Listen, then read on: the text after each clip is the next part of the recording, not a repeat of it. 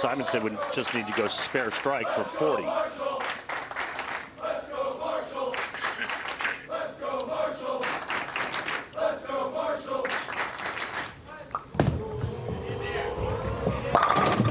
finish. Yeah, Rich, that was really good. He got that one into the floor a little bit sooner, and that made the ball react sooner. One more just like it, and then, you know, you pray that Simonson doesn't strike first ball on the right lane. And if he doesn't, and he covers his spare, still have a chance.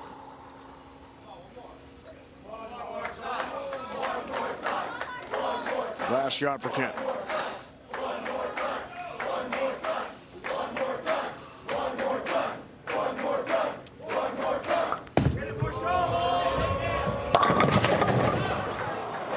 That makes it a little easier for Simonson. So Simonson can get a spare 9 now and win by 1. Cycle it. The left lane.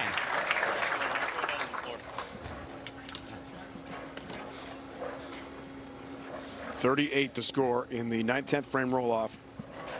A spare 9 to win a title for Simonson.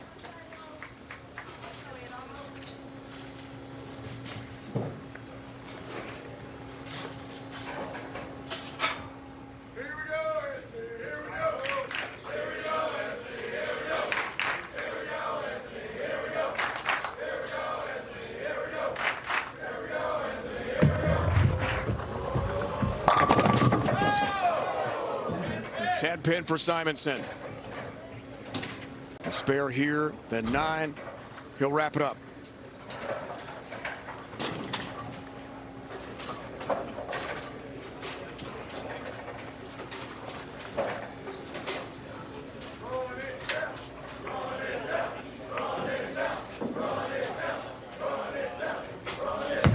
The all-important 10 pin. Oh, goodness gracious. Just enough of the 10 pin by a whisker. That was close.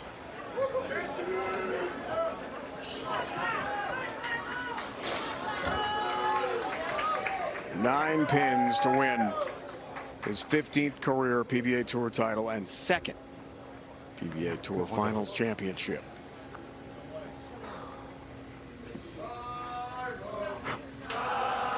Comes down to the last shot. Whole weekend of bowling in Bethlehem. For the win, Simonson has got it. It's a strike, it's a winner for Simo. Sensational in Bethlehem, Pennsylvania. He wins the 2024 PBA Tour Finals title. Pretty good today. Roto Grip, Bullet Classic, Polar X, 3G. 15 titles for Simo. The satisfying moment of the match, sponsored by Snickers. Nothing satisfies like a Snickers. The proprietors, the Saints, give Simonson the trophy. Pretty good way to end the season right here, I'd say.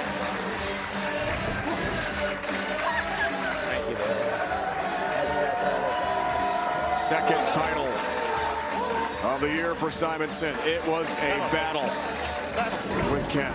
For those of you tuning into the CFL game between the BC Lions and Toronto Argonauts, you'll be able to find it streaming free on the CBS Sports app or at cbssports.com/CBSSN. As soon as it kicks off, and of course, we'll get you out to that CFL game immediately after we wrap things up. Randy. Dave, thanks. Anthony, it was pretty exciting there towards the end. What went through your mind when you shot at that 10 pin? It's a good thing that that's a brand new spare ball, and guys know that I like to hit my spare balls with some surface, so I haven't hit it enough to make it just a little bit smaller, so it's at the right size just to knock it over. Getting the break there, obviously to make the spare, just told myself get up, make a good shot. Did obviously on that fill ball, and fortunate enough to get the win. Little redemption's nice after making a pretty good shot at the TOC. So it's always fun bowling a good friend of mine. Hats off to Marshall for one hell of a year. I'm ready to keep it going on to the next one. Seemed like there was a lot of navigating going on with these two patterns. How are you able to do that? Yeah, so I think when we got into this match, this is now the third reel of the day on this pair, I might have put a little too much surface on my ball in the left lane. Made it hook a little earlier than I would like to. Thankfully, during my practice session, I tried the urethane ball in the long lane and was just like, I'm going to commit to it. When I talked to the ball rep, it was just You mean they'll be moving from left to right across your TSN 1050 dial here in the opening quarter. They are wearing their light blue helmets, light blue jerseys with dark blue numbers, dark blue pants, light blue socks. And the Lions are all in gray. It's an interesting look with black numbers with orange trim and black helmets. And it will be Terry Williams, who Argo fans know well from his days with the Ottawa Red Blacks. He is the only man deep for the BC Lions to start this game as Liram Hairolahu tees it up. The St. Catharines native and product of Western. Back from a tour of duty in the NFL with Carolina and Dallas. I think he was 5 of 6 on his field goal attempts in the NFL. And then was used, it was weird. He was in the USFL with the Philadelphia Stars last year, but used as a punter, which is not his long suit. No, but he can do it, though. Yeah. He's just an all-around skilled guy when it comes to kicking. And I don't know, I want to see here if he tries to just belt this one into the end zone, use that wind, or if they're going to try and hang it and see if they can pin BC deep. I'm just noticing now, too, that BC's got some new helmets going on, too, with the BC writing on the side of them instead of the lion that we're all familiar with and used to. So Hairolahu will tee it up on the left hash mark, again moving from left to right. We get the whistle from Tim Croker. And the 2024 Argos season is underway, and it's a long kickoff that is going to be taken at the 8-yard line by Williams, who will start up the right side following blockers across the 20 to the 25 and spinning his way down to the 30-yard line. And that's where Vernon Adams will come into play. He is one of the, if not the best quarterback in the Canadian Football League. He has just been fantastic. And again, he can do it all. He can run, he can throw, and is just a very dangerous player. Although he wasn't a year ago on this field, he threw 6, count them, 6 interceptions. Get to the starting lineup for the Argos after this play. They'll put it in play from the 31-yard line. Williams Standback. Yes, that guy from the Montreal Alouettes is in as the lone setback. They've got a tight end. They go strong side to the right, and they will run a sweep on first down, and it's Alexander Hollins taking it up close to first down yardage for the Lions. Flo Arimlade and Robbie Smith are the ends. Jake Ceresno, Jared Brinkman are the tackles. Jonathan Jones, the middle linebacker. Winton McManus on the weak side. Quincy Moget on the strong side. Royce Metier is the safety. Mason Pierce, Deshaun Amos are the halfbacks. Leonard Johnson and Benji Franklin the corners. A yard short of the first down. Adams falls forward and will be close. And should have it, although he had to get to the 41-yard line. He lost his footing a little bit as he went to plant. He's short. No, he should have it. Yeah, they're going to give him the first down. The initial mark in the middle of the field looked like it was about a half a yard short, but when they put it on the ground, it's at the 41-yard line, first down for the Lions. That was a heads-up play from Vernon Adams. He saw that Toronto wasn't quite ready. He ran the Lions up to the line of scrimmage and quickly got that ball across, but that loss of footing almost cost him. Just inside the right hash mark. Coming out to the wide side is Justin McGinnis. He'll have Hollins go in motion and join him. And back to pass goes Adams. Steps up, flushed out of the pocket, dumps it out to the check down man underneath Standback, who will take it across the 45 to the 47. A gain of about 5.5 or 6 yards. Standback had a rough, very few Alouette defensive players had a rough game in the Eastern Final last year. Very few offensive players had a good game. Standback was limited to 15 yards here. Yeah, they did a really nice job of containing him last year. Now, he's not necessarily the priority on this BC Lions team. The Argos were showing a lot of respect to the receivers, dropping 6 on that last play. 6 DBs all into coverage. Motion sends 2 receivers from left to right. Second down and 4. Adams under pressure, down he goes. He is in the grasp of 4 Argonauts. And the defense holds. And it's going to be Winton McManus with his first sack of the season. Yeah, they sent all kinds of pressure on that. BC did not pick it up at all. Quincy Moget in on that as well, showing that speed. And for this, exactly what Toronto needed. They didn't want to give up a score in that first possession. They let up 1 first down, and then they shut the door and now get a chance to put the ball in the hands of Janarian Grant. And this will be a case of punting into the wind for Stefan Flintoff. who had a nice average last year, 47 yards a kick. He'll get this one away. It's a high wobbler. The wind is going to knock it down, and Grant takes it at the 27-yard line to the 30, cuts up the seam, 35, 40, sideline. Oh, a nice open field tackle to bring him down to the 42-yard line. And that's where the Argos will take over in their first possession of the season. No score. We're underway nicely in the opening quarter. You're listening to Argo football in the home of the Double Blue. This is TSN 1050. Ontario is helping you keep more of what's yours. We cut the gas tax and scrap the license plate sticker fee at Drive Clean program. You know that Big Bargain detergent jug is 80% water, right? 80% water? I thought I was getting a better deal because it's so big. If you want a better clean, Tide Pods are only 12% water. The rest is pure, concentrated cleaning ingredients. Ooh, pass me the intercom thingy. Attention shoppers. If you want a real deal, try Tide Pods. Don't pay for water. Pay for clean. If it's got to be clean, it's got to be Tide Pods. Water content based on the leading bargain liquid detergent. So, you ready to go? Go to You Can't Go No More. Shorzy is back, and it's only on Crave. Let's go. Let's play hockey. It's time to set the tone. You gotta set the tone. Give them the lumber. We'll give them the lumber. And go. You heard? No excuses. To You Can't Go No More. Hockey! You go to You Can't Go No More. Well then, let's go. Shorzy, new season. Stream now, only on Crave. Subscribe now at crave.ca. Name 2 continents. Mustard and relish. Oh my God. Almost got through, but David Mackey, the Western product, with the tackle. Offensive line from left to right, Isaiah Cage, Ryan Hunter, Peter DeCastro, Gregor McKellar, and Dejan Allen. Sirocco was the usual center, but Darius is a little nicked up, so they're going to give him, he's dressed tonight. In case of an emergency, he'll play. So McKellar checks in, and DeCastro moves from right guard to center. The receiving core, Mackay Polk and Tavares Daniels will line up on the short side. Rasheed Bailey, Dejan Brissett, Richie Sindani to the wide side of the field. Kadeem Carey is the starting tailback.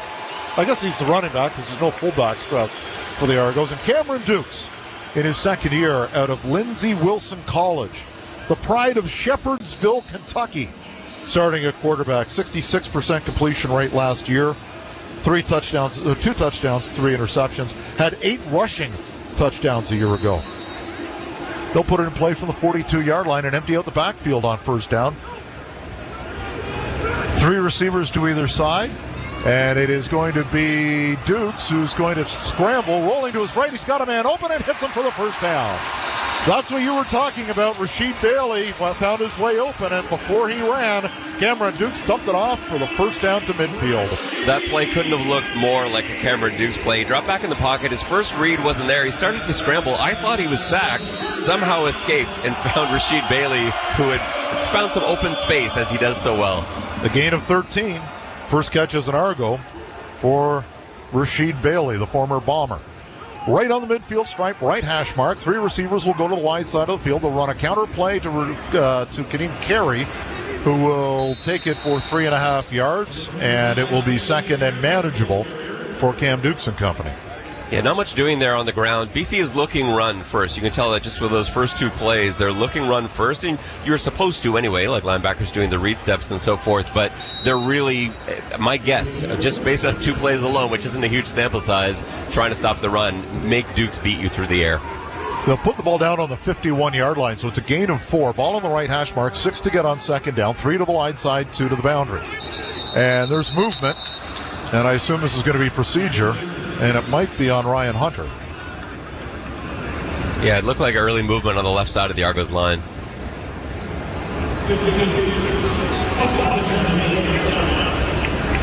Didn't get a number, but it was procedure against the Argonauts. BC lineman jumped opposite Ryan Hunter, so if it wasn't Ryan, my apologies.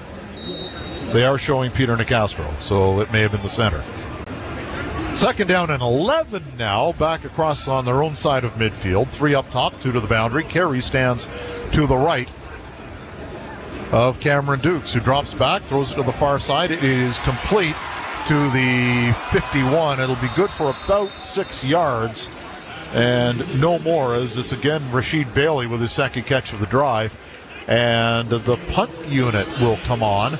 It would be a 57-yard field goal attempt. even with this strong wind, which has actually died down considerably since kickoff. It means that John Haggerty will come on. The Aussie with a 48.1-yard career average will stand at his own 45-yard line awaiting the snap from Adam Guillemette. And he is going to kick it end over end, and it will be back inside the 5-yard line. Terry Williams will be taken down inside the 10. So good job by the Argo special teams. A long field looks at the BC Lions, who have the ball. A scoreless game, 9.5 left in the opening quarter. You're listening to Argo Football on TSN 1050. Perfection. To a chef, it represents exceptionally high standards. It means consistently pushing the boundaries of innovation, elevating their creations above the rest. Gain presents a tale of longing and long-lasting scent. Dear love of my life, we were on the 12B bus when I caught a whiff. A scent so fresh, so life-changing, I had to find its source. I didn't know if you were the woman in the pink freshly washed cardigan or the retired mailman next to me, but I knew one of you was my soulmate. Ah, the scent of Gain Flings. Add Gain scent beads for an even longer lasting scent. So, you ready to go? Bodie, you can't go no more. Shorzy is back, and it's only on Crave. Let's go. Let's play hockey. It's time to set the tone. You gotta set the tone. Give him the lumber. We'll give him the lumber. And go. You hurt? No excuses. Till you can't go no more. Hockey! You go to you can't go no more. Well then, let's go.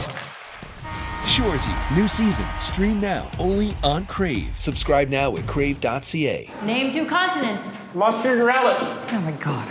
Well, your next chance is June 22nd. Argos get the bye week next week. Edmonton here, 7 o'clock game on a Saturday night. Gee, I don't know. Are there any former Argos on Edmonton?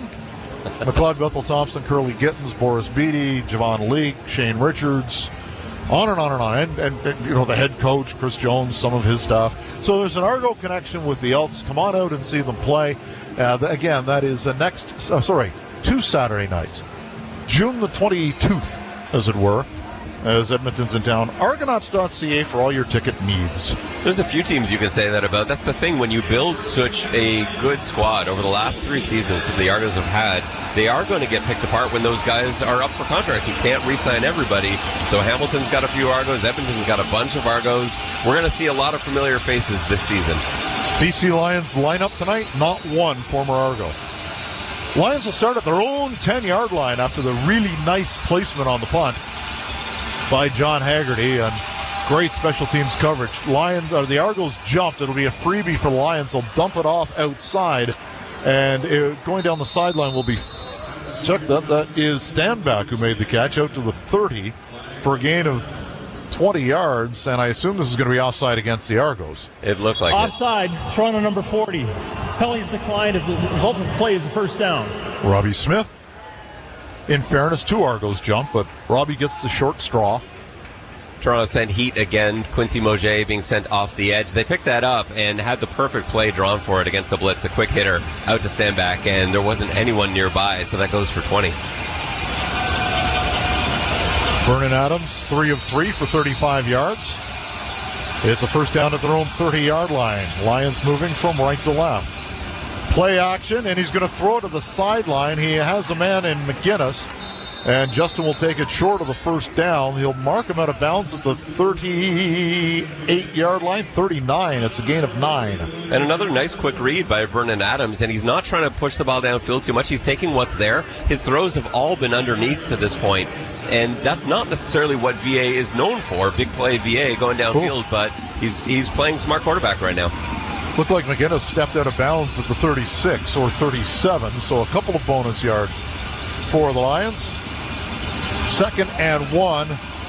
They bring in the bigs. Adams will come up under center. And will they try something? No, they'll just run it, and Adams will get a yard and a half. Did the ball come out? It did. The Argos have it. Argos recover a fumble. Adams had first down yardage. And they're saying BC got the first down? Okay, we're gonna need to see a replay of that. That ball definitely came out Adams hit the ground as well, but did anyone touch him before that ball came out? BC's going to try and run a play quickly here for sure. I think this is a time where an Argo should take a knee and, that sniper. It was run and, he was down. Okay, good call. There was a fumble, but his knee was on the ground first, it looked like. Do you concur or no? Yeah, no, that's what I see too. First down at the 41-yard line, their own. Here comes pressure again with Moget. Adams reads it, goes the far side, and has a completion again. And that is Javon Katoy in his 5th year. Out of the Langley Junior Rams program, it's a first down out to the 54-yard line, their own. I'm surprised at how much they're sending Moget. That's at least his 4th blitz that he's been sent on. And Adams has picked them all up, and they will go ground. Stand back, hit on the backfield. And that is Jake Serezna with a big play for the Boatmen, his first in double blue, and it sets up a 2nd and long. Jake Serezna did not even get touched. He's so quick laterally, but he's got that explosion as well. He's got the speed of an end, but you can put him inside, you can put him outside, and that time he just flew right through the BC offensive line and hit Stanback 4 yards to the backfield. 2nd down, 13 to go from their own 51-yard line. Stanback will stand to the right of Adams. Motion in the backfield. 3 will come to the near side, which is the wide side. Deep drop, under pressure again. Adams is now going to run. He's going to take off, and he will be hit just across midfield. It's a gain of 5 yards, well short of the first down, and it will be punting time again for the BC Lions. Yeah, the Argos defense did their job, and it's great. When you can create pressure by rushing 4, you're putting your defense in a great position. Now, he was able to escape and scramble, but everyone reacted so quickly. When you're only rushing 4, you've got a lot of guys back there. They're in cover 4 there, everyone with eyes forward. They're able to close down space and tackle Adams before he gets into field goal range. And it was Jake Serezna again from his defensive tackle spot, getting way outside the numbers to make that tackle. Flintoff comes in. And that's not a great kick. Off the side of his foot, will hit at the 25 and go into the 15-yard line. Janarian Grant up the sideline to about the 25, and we'll take the timeout. Argos will take over there in a scoreless game. 6:12 remaining in the opening quarter. It's Argo football on TSN 1050. Have you ever walked into a room and forgotten why you went there? Do you ever experience brain fog? Improve your memory and think clearly again with Clear Brain from New Nordic. Clear Brain is specifically... Gordon Ramsay is searching for his next food star. This season, he's going up against his biggest rival ever, Lisa Vanderpump. The greatest matchup of the summer, Team Ramsay versus Team Vanderpump. A new episode of Gordon Ramsay's Food Stars, Wednesday at 9:10 Mountain on CTV. If you or someone you know is having thoughts of suicide or experiencing a mental health or substance use crisis, 988 provides direct connection to free, confidential, and compassionate support. When you call, text, or chat 988, you'll be quickly connected to trained crisis counselors who will listen to your concerns, provide support, and connect you to additional resources if needed. There is hope. The Lifeline works. You are not alone in crisis. For 24/7 confidential support, just call, text, or chat 988.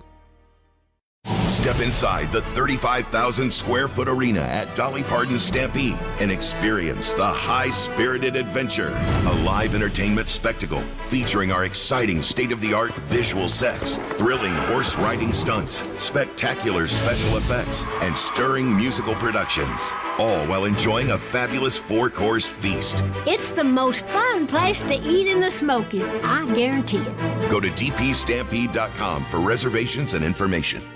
Blue cap is Paul Emerson. If you don't know the name, you may know the story. Last week at the Canadian Open, a caddy went down and a random guy came out of the crowd wearing an Argos hat and caddied for the last 2 holes.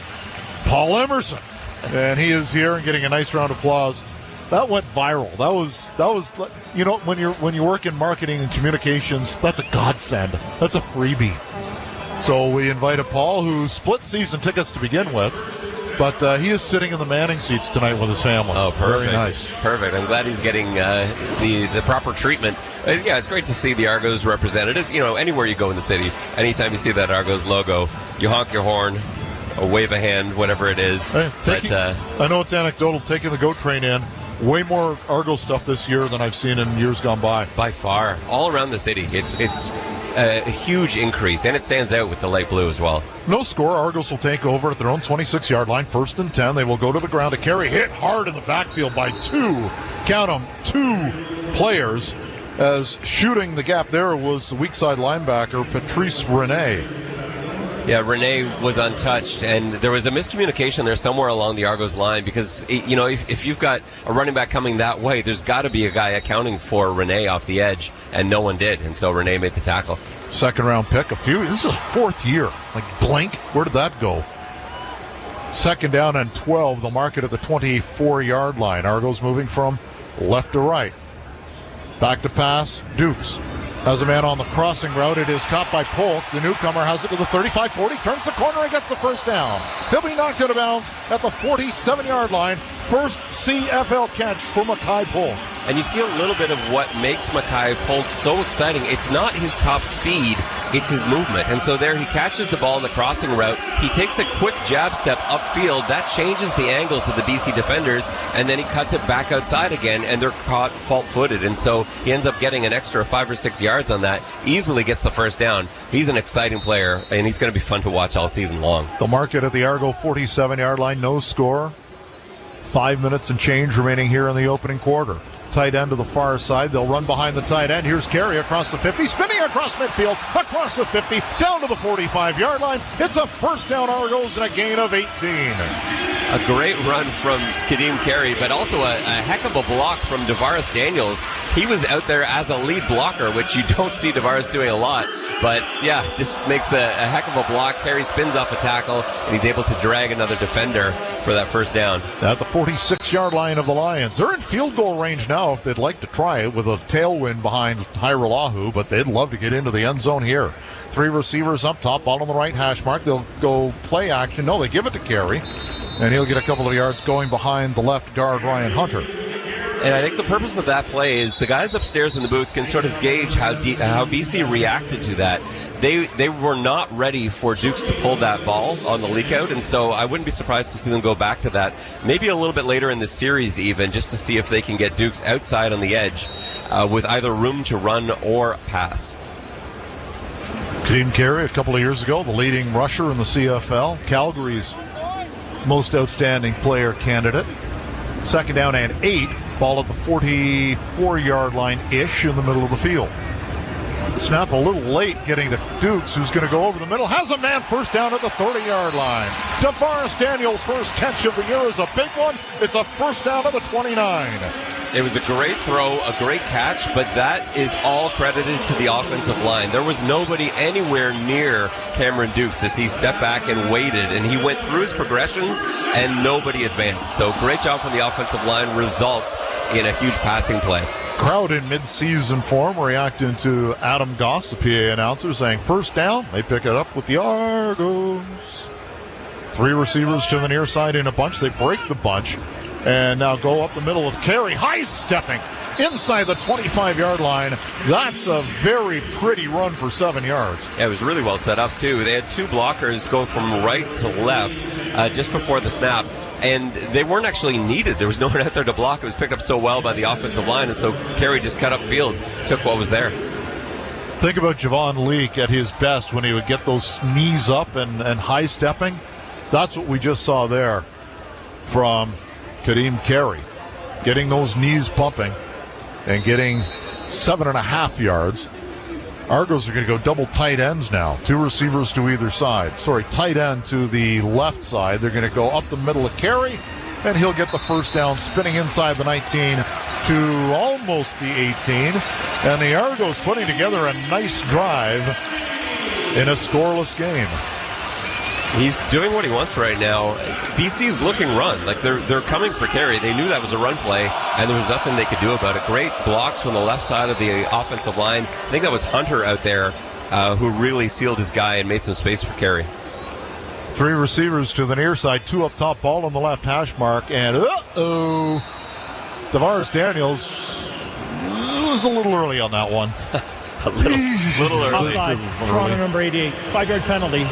Oh, I'm sorry, Tavares. That was Rashid Bailey. A little offside. He was basically 15 yards downfield, and the ball still hadn't been snapped. No, yeah, there was a bit of a miscommunication there, and you have to think that was on Bailey as the newcomer, and maybe not on Dukes, who was using this cadence last year. Makes it a 1st and 15 back to the 24-yard line. Again, they'll move 3 receivers to the near side. Tommy Neal is a wide man playing the Z. And there's the snap. Dukes under pressure again over the middle. Has a man on the crossing route. It's Dejean Brissett inside the 10, and he will get the first down. They are looking at all kinds of receivers here.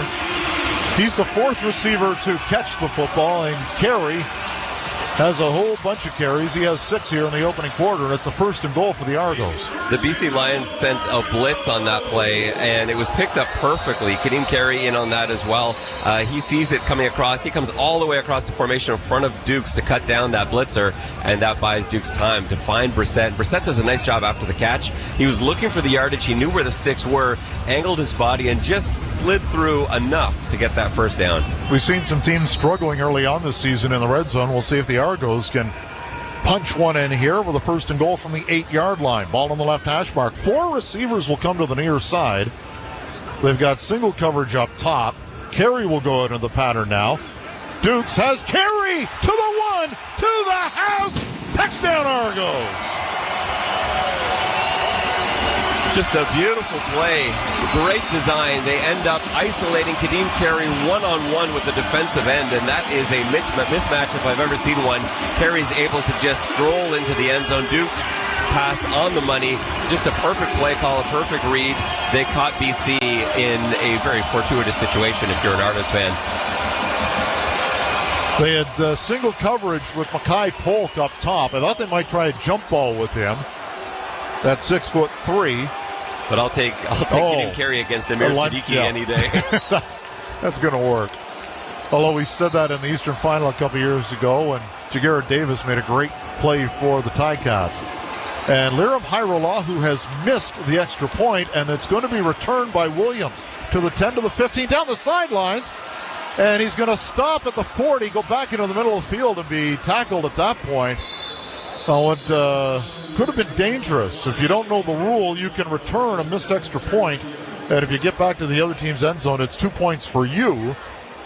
That rarely happens, but Hairolahu misses the extra point. It's 6-0 for the Argos with 44 seconds remaining here in the opening quarter.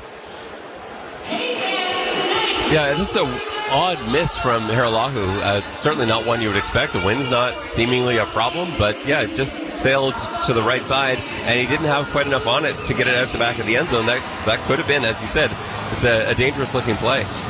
He talked to me this, and this had nothing to do with it, obviously, because now the kickers have the opportunity to use the football of their choosing. A lot of guys, he mentioned that because of the chips, the players were working out with that. And you know, kickers across the league, even though they're on different teams, talk.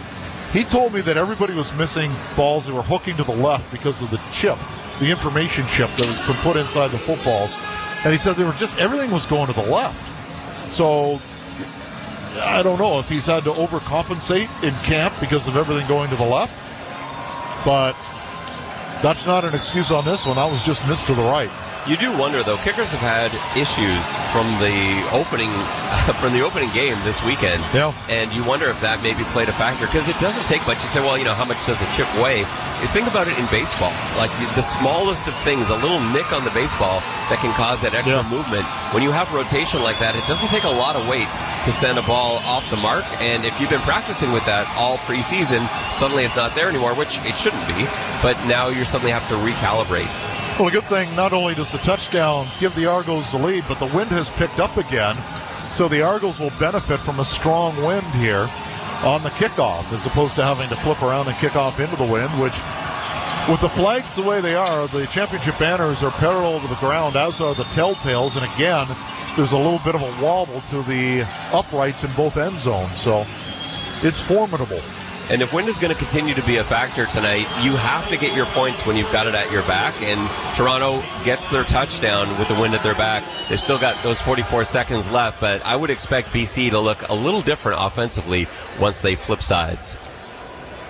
So it will be Terry Williams, the lone deep man for the Lions. closest man to being deep is David Mackey. It's a line drive that will be taken at the 5-yard line, returnable.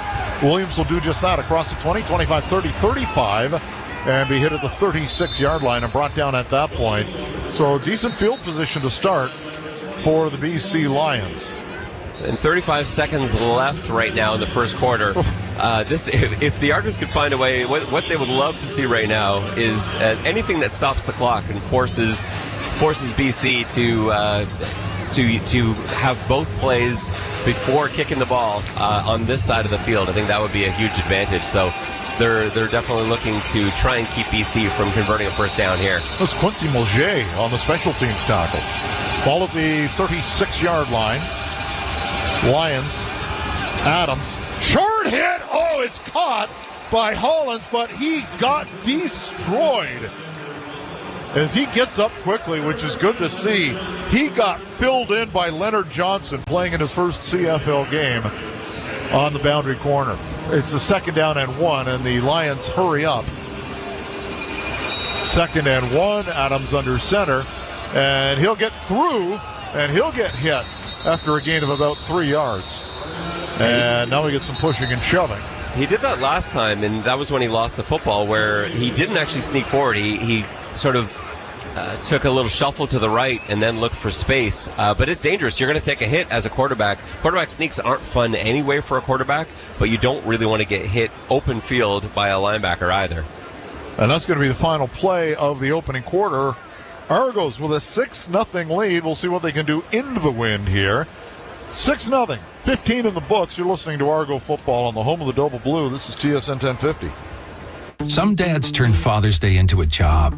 They pilot hour-long car rides and man the barbecue. They run the show when they should just relax. Make the holidays spectacular with Moulin Rouge the Musical.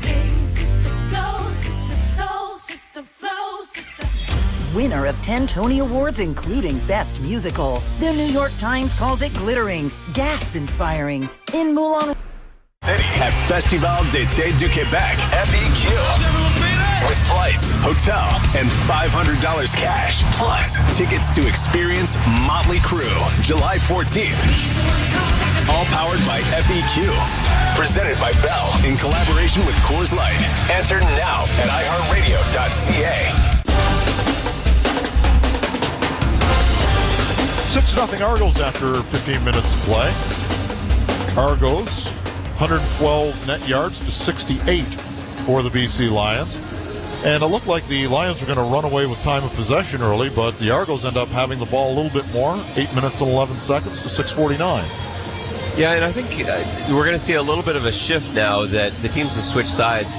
BC was playing very conservatively in that first quarter, maybe thinking about the win because it was pretty strong at times. And if Vernon Adams is feeling that is impacting his deep ball, we really didn't see him throw anything further than about a 10-yard pass in that first quarter. I would expect him to open it up a little bit as he likes to in this quarter. And conversely, the Argos probably take fewer shots downfield. Cameron Dukes was in a lot of situations, like 2nd and long situations, and he took advantage of them. He was able to move the football, but that's not really a long-term recipe for success. They'd like to see a little bit better production on first down, in this quarter especially, and not put the onus on him to put the ball in the air into the wind. Cameron Dukes, 6 for 6. Vernon Adams Jr., 6 for 6. That's not bad. 81 yards for Dukes, 66 for Adams. And Dukes has the one touchdown pass to Kadeem Carey from 8 yards out. And the Lions now have a 1st and 10. They are now moving toward the lake. They're going with the wind. And we'll put it in play from the 48-yard line and go ground game. William stand back. Not much there as Wynton McManus will make the tackle about 6 yards downfield. I love the discipline from Coach McSimic of the BC Lions to call a running play. You finally get the wind with you. It's so tempting as an offensive coordinator. We finally got the wind to just air it out down the sideline. But I think the conservative play there is the correct call. 2nd down and 4 now is a good situation for BC to be in. They are moving from left to right here in quarter 2. Argos wearing light blue jerseys, helmets, socks, dark blue pants, defending the goal line closest to Lake Ontario. Adams slings one to the near side. It's another completion, 7 for 7 as he hits Alexander Hollins, and that is good for about 21 yards and a first down. Just a four-man rush from the Argos. They used Flo Rimolade almost as a linebacker on that play, and he tried to shoot the gap, the B gap there on the inside. He actually had a huge hit on Vernon Adams, but Adams was able to get rid of that ball before Flo got there. Adams sparks it out. They go no huddle. Standback will stand behind him. Argo's in a 40 front. Play action. He wants to go deep. Nothing there. He takes off. He gets tripped up but keeps his balance. Runs to the 35, slides down to the 30, and got hit hard, as he really didn't commit to the slide early, and coming over to make the tackle was Benji Franklin. The Argos are stopping him. I don't know if it's going to end up being a first down or not. I think he's going to be a little bit short. The Argos were in cover 2 man there, and so they had a lot of guys either deep or with their backs facing the quarterback. Adams recognized that, couldn't find anyone open because of the coverage, and ended up scrambling. That could have been a really big play. Nice job to almost trip him up. He'll come up, empty out the backfield, fall forward, and get the first down. Didn't do that little side shuffle this time, just went right behind the center. Michael Couture. Suk Chung next to him, the veteran right tackle.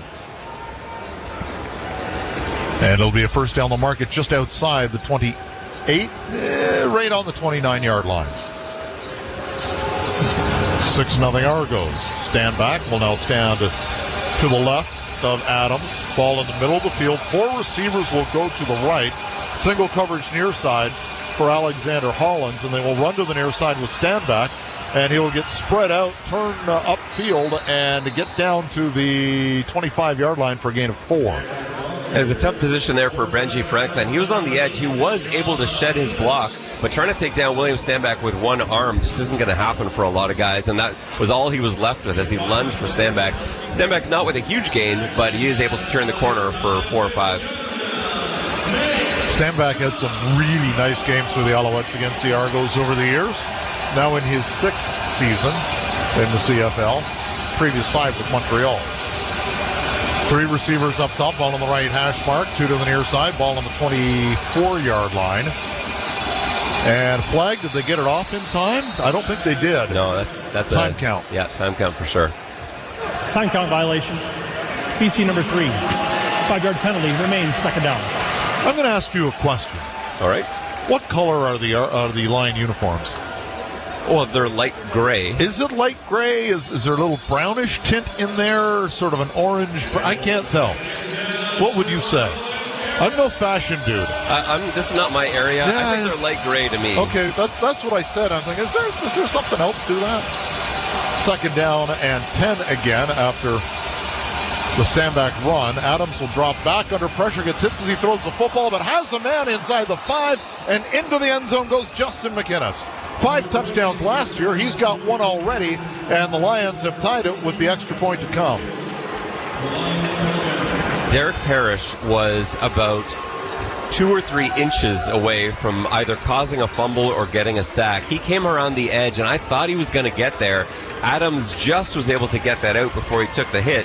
And then it looked like, McInnes ran right into the uprights after catching that as well. And that could have been a dangerous finish to that play, as Tyshawn Blackburn, trying to tackle him before he got to the goal line, inadvertently threw him into that padded post. Were they in a dime package? Why was Blackburn in there? I'll have to take a look and see if Metier is okay, or somebody else in the secondary. And the snap is bobbled. So both teams have missed extra points, and we're tied at 6. Yeah. 11:51 remaining in the half. You're listening to Argo Football on TSN 1050.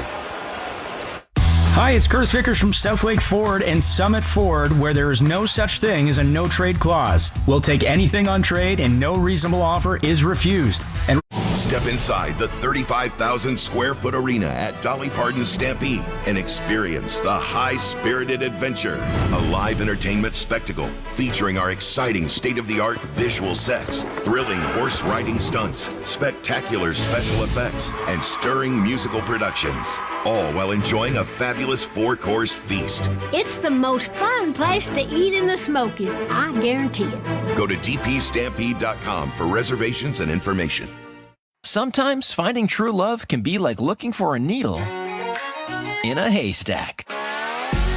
A new episode of CTV's hit matchmaking show, Farming for Love, starts Wednesday at 10/8 Mountain on CTV. On a wonderful night for football at BMO Field. Again, the next chance is June 22nd. Edmonton's in town, 7 o'clock Saturday night. Argonauts.ca for tickets. And now we get to see a kickoff return for Janarian Grant, potentially. He's back there with Deontay McMahon. And the wind is dying down a little bit. I know we both respect Danny Webb a tremendous amount, and you have to think if the Argos did not choose wind in that coin flip, that maybe they knew something. And if you look at the flags on the top of the uprights, they were blowing a lot less than they were just 10 minutes ago.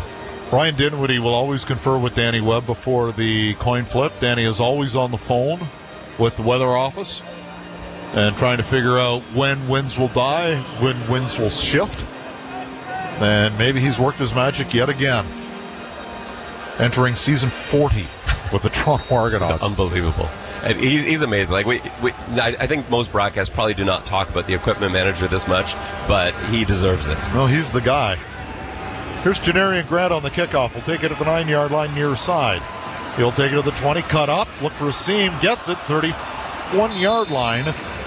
And the Argos again with adequate field position, as Grant has a decent return, and it will be Cam Dukes, who is 6 for 6 for 81 yards. The two quarterbacks are a combined 14 for 14 for 192 yards and 2 touchdowns. No picks. Yeah, it's pretty unreal. They're both playing really well. They're taking what's there. Nobody's really taken a chance yet. There have been some throws downfield, but no 50-50 balls or anything like that. No ill-advised throws, obviously. And it's not just like check down every time. Vernon Adams started off a little bit that way, but he's gone downfield since they switched sides. And Dukes has been going downfield all game. Rasheed Bailey, the only player on the Argos with multiple catches. He has 2. 4 receivers will start on the right side. Here's some more pressure. Dukes reads it, but it's knocked down anyways, as they sent Manny Rugamba from depth, and he was able to stick up a paw and knock that away, and it's 2nd and 10. And that was a nice matchup. He was looking for Deontay McMahon, who was isolated with Ben Hladek, the linebacker, on the outside. It looked like he had a choice route, ran to the outside. Duke saw him there, but wasn't able to get that ball past the defensive end. Both teams getting a look at a lot of different personnel members here on both offensive and on the defensive side. As you mentioned, McMahon in at running back. And they will run a draw play to him, and that got blown up in the backfield. They'll lose a couple of yards, and a 2-and-out for the Argonaut offense. 6-6 is our score, 11 minutes left in the half. Yeah, there's just nothing there at all. You don't see that a lot.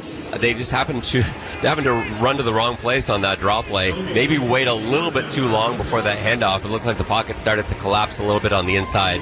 But that's a pretty low percentage play for 2nd and 10 in 3-down football. John Haggerty is out for the Argos for his second punt. The first one went 46. And that was one where he was trying to place it inside the 10 and did just that. Terry Williams stands at his own 35-yard line. Argos letting the clock run down, trying to shorten the quarter going into the wind. A wobbler, but a nice kick into the wind down to the 34-yard line. Williams will look for a seam and go up the middle out to close to the 50-yard line. He gets hit hard at that stage. And that is going to be a timeout after Brian Harry Limana made the tackle. So we'll take the timeout with 10:13 remaining in the first half. 6-6 our score. You're listening to Argo Football on TSN 1050. Do you have an invention idea but don't know what to do next? Call InventHelp now for free information on how to get started today. InventHelp provides invention services with their idea. We have representatives nationwide. Over 10,000 patents have been secured through InventHelp's patent referral services. Our services include professional materials needed to showcase your invention and 3D animation and prototype modeling that help you demonstrate your idea. Get down to the details of your idea with a technical drawing.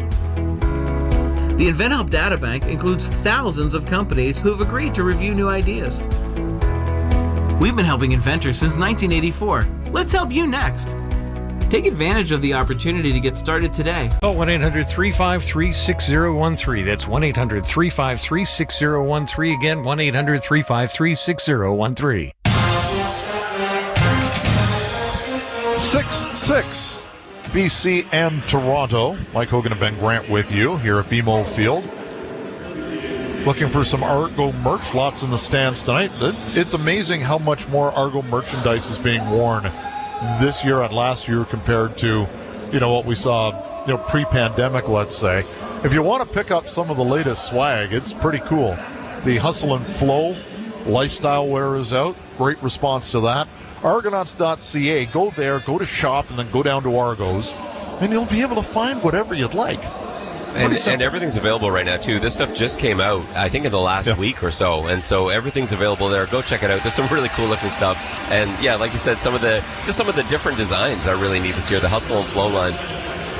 First down for the Lions, and it will be Vernon Adams Jr., 8 of 8 for 111 yards and 23 yards rushing so far. Stanback will stand to his left, ball on the right hash mark. And Stanback will take it. Big hole near side, takes it across midfield. Mason Pierce tripped him up, or he might still be running. It's a gain of 9. Yeah, the Argos gambled a little bit there. They had a 3-man line, and they sent 3 sort of from a kind of stack look. And the problem is once you get past that, and Stanback was able to sidestep that first tackler, there's space. This seems like it's about the 15th short yardage run for the Lions today. And again, it's VA taking it for the first down, a gain of 3 out to the Argo 50. And this time he's trying his left side. And, from a defensive standpoint, when the quarterback is going to do other things other than just plow forward on that quarterback sneak, it does force you to be a little bit more aware, and that impedes your own rush. And so I wouldn't be surprised to see Vernon Adams just go up the middle a few times, the next few quarterback sneaks he gets. At the 50-yard line, it is a first down for the Lions. They'll end up with 4 receivers to the left side and a tight end to the near side. Looking to the power side, then running and looking and throwing is Adams, wide open at the 10-yard line. And walking into the end zone is Travis Fulgham, and the Lions have their first lead of the night. That was a big blow in the secondary. There were 2 open receivers way behind coverage. Yeah, I don't know exactly what happened there, but to have Eberhardt and McInnes both strolling down there with no one near them, there's obviously a bust in the secondary. But they're running sort of a 4 vertical pattern, and nobody was out there at all. I was wondering when he let go of the ball, I'm like, who's he even throwing to? Because both guys are wandering down there with no one near them, and Fulgham on his own as well. Just, something went wrong there in the secondary. I don't know whose responsibility that was, but there was nobody deep on that half of the field, and 3 BC Lion receivers. Well, kickers tonight 0 for 2 on extra points, and that was a bad snap, but it hangs on, and it will go through, and the Lions have a 13-6 lead. That was almost a third miss. Nice job by the holder on that. Yeah, and I don't quite know what's going on in terms of the mechanics there of BC's extra point. You wonder if one of these kicks might come into play at some point. This has been a tight ball game, and you can't throw away points. Both teams missing an extra point. Will that cost one of them a little bit later on? Could that extra point have maybe saved BC? We'll have to wait and see. The Argos will get the ball back now. It's important for Cameron Dukes not to panic here. He's trailing now. He was either tied or had the lead until this point. And it's important for him to keep playing within himself. He doesn't need to go and get that back right away. I think a lot of young quarterbacks often feel that pressure, like, oh, these guys just scored quick. They put up points. They scored twice in this quarter. That's okay. Cameron Dukes still has to keep playing the way he's been playing. And if that's 5 or 6 yards at a time, that's okay. It doesn't need to all happen on this next snap. Flintoff will come in for the kickoff. And it will be Janarian Grant taking it at the 12-yard line, near side, right on the numbers, 10, 20. And we'll just continue going up the numbers to the 32-yard line, and that's where the Argos will take over. Trailing for the first time today, it's 13-6 BC. We're waiting for one of those holes to open up for Janarian Grant. There wasn't anything there. The blocking hasn't quite been there so far for Janarian Grant returning kicks, but one of these kicks, he's going to have some space, and then we're going to see something special. Just not quite yet. I thought he was going to go on the second last punt return. The punt return, yeah. There was a chance. That was actually very well blocked. He was one-on-one with a much bigger player and just wasn't quite able to get out of his grip. Deontay McMahon comes in for his second consecutive series. We'll take a look and see if we can see Kadeem Carey, if he's okay down on the sidelines, or they're just trying to use the load management. Oh, they're both in. Never mind. McMahon and Carey are both in. That's interesting. And they will fake to McMahon on the end around. Duke's rolling, and he's going to get hit and thrown back at the 20-yard line. And the ball came out, and Lions pick it up and run it into the end zone. Well, there's disaster right there. It's Ben Hladek into the end zone for the touchdown. That's a play that Check that. It's Thibaut Debaye who's got the touchdown. Cameron Dukes just can't make a mistake like that. He ends up rolling right, and nothing's there. He's getting tackled, and he tries to break the tackle, and it's just one of those positions that you have to just take your loss, go down, protect the football, and live to see another snap. And instead, he tries to make something of it, loses the ball as it's being spun to the ground, and there was no one left there when that ball got picked up. No one left for Toronto as they ran in, and that's 2 quick scores. BC scoring 13 points now in the last few seconds. Not ideal for the Argos. That would be a fair statement. So in now is Sean White. It's up. And it's good. A miss early on an extra point. He only missed one all last year. It's now 20-6, just like that for the Lions. You're listening to Argo Football on TSN 1050. Transat presents a man practicing Spanish after booking a trip down south. Hola. Hola. Hoy hace calor. Hoy hace calor. Jugo de naranja. So, you ready to go? Go to you can't go no more. Shorzy is back, and it's only on Crave. Let's go. Let's play hockey. It's time to set the tone. You gotta set the tone. Give him the lumber. We'll give him the lumber. And go. You hurt? No excuses. Till you can't go no more. Hockey! You go to you can't go no more. Well then, let's go. Shorzy, new season. Stream now, only on Crave. Subscribe now at crave.ca. Name 2 continents. Mustard and relish. Oh my God. For the BC Lions, they score the touchdown, and then on the first offensive play, they recover a fumble. And that took them just 18 seconds to score 2 touchdowns. And both on mental mistakes by Toronto. The first, a blown coverage in the secondary that allowed, who was that? Fulgham that scored the BC touchdown. And then on that play, a mistake that Cameron Dukes knows he can't make, and just tried to make something out of nothing, ends up losing the football. But he has to know better, and he does know better. And I'm sure he's going over that on the sideline right now with Coach Dinwiddie. But yeah, these are positions that the Toronto Argonauts can't afford to put themselves in. They're not designed right now to come back from huge deficits. That's just doesn't play to their strength. Not to say they can't, but that's not what they do well. I was looking at the wrong numbers. 28 seconds apart, the 2 scores. Well, that's where we are. And Flintoff will come in for another kickoff. And it will be Janarian Grant. This one takes him back to the 5-yard line. He'll come to the near side, 20, 25. Stutter step and 29-yard line. And the Argos have some... Get a chance to see how Cameron Dukes responds to that mistake. And again, I think it's really important that he stays level-headed here and doesn't try to be a hero in this first play. Because again, even more so than last time, I said that same thing to start the last drive, but even more so because he's the one that made the mistake on the last play. He can't try and get it all back here. I wouldn't be surprised to see Coach Dinwiddie call a run to start things off, just to slow things down a little bit for the young quarterback. BC's going to be sitting waiting for that, though. I know, but sometimes you just need to have your quarterback cool down a little bit. So Dukes will put it in play from the 29. They do send pressure, and he's going to go long down the near side, and it is going to be incomplete.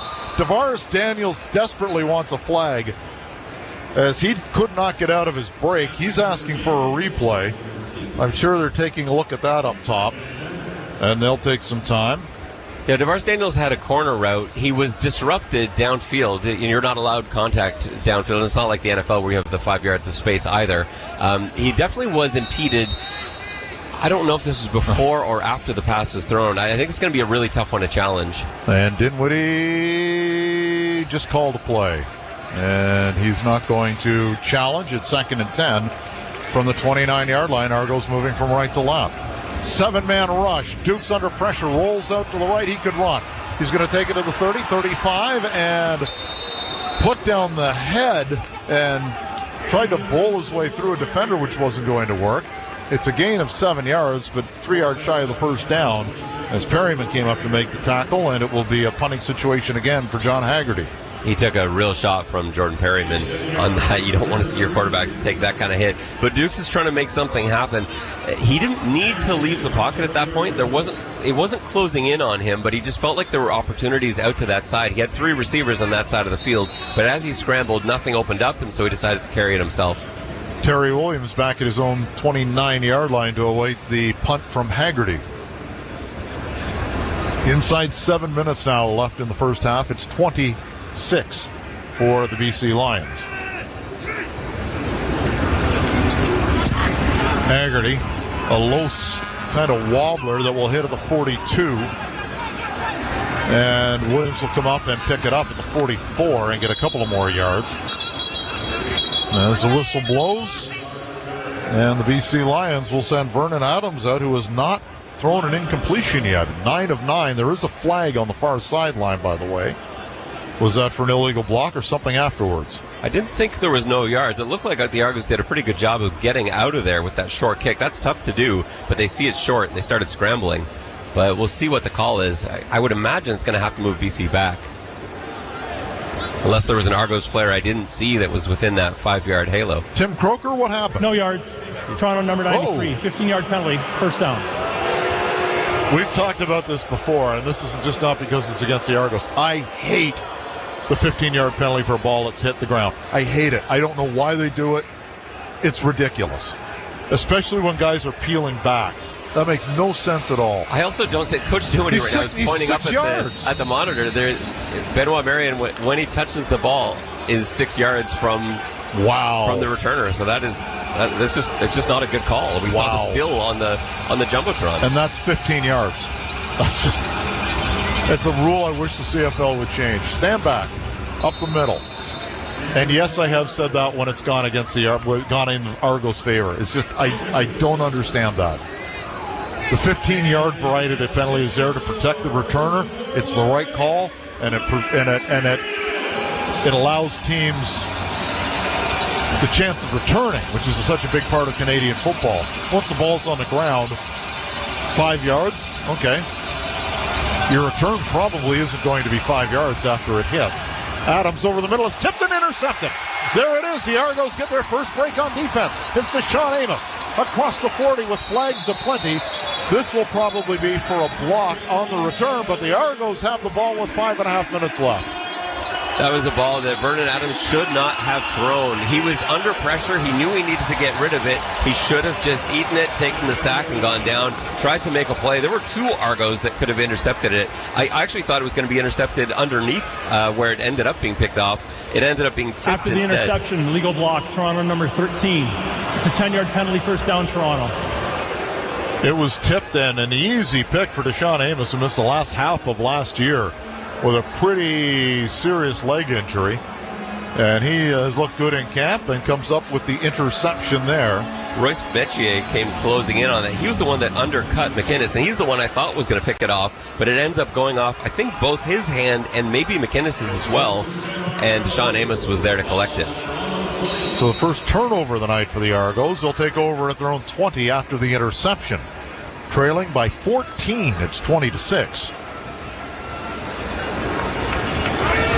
3 receivers up top, 2 to the near side. It's a toss play to the far side to Carey. Hit at the 18. He'll take it out to the 26 for a gain of 6. That's 37 yards on the night for the former Calgary Stampeder running back, league leader in rushing 2 years ago. He's running really well. It's important the Argos don't go away from that. And I know, Coach Dinwiddie knows that, obviously, but it's very easy on the sideline to lose track of your game plan a little bit. And when you get behind, the temptation is there to start slinging the ball around. The Argos need to continue with this ground game. 4 on the D-line. 5 on the D-line for the Lions. They jump. This should be a freebie. No flag.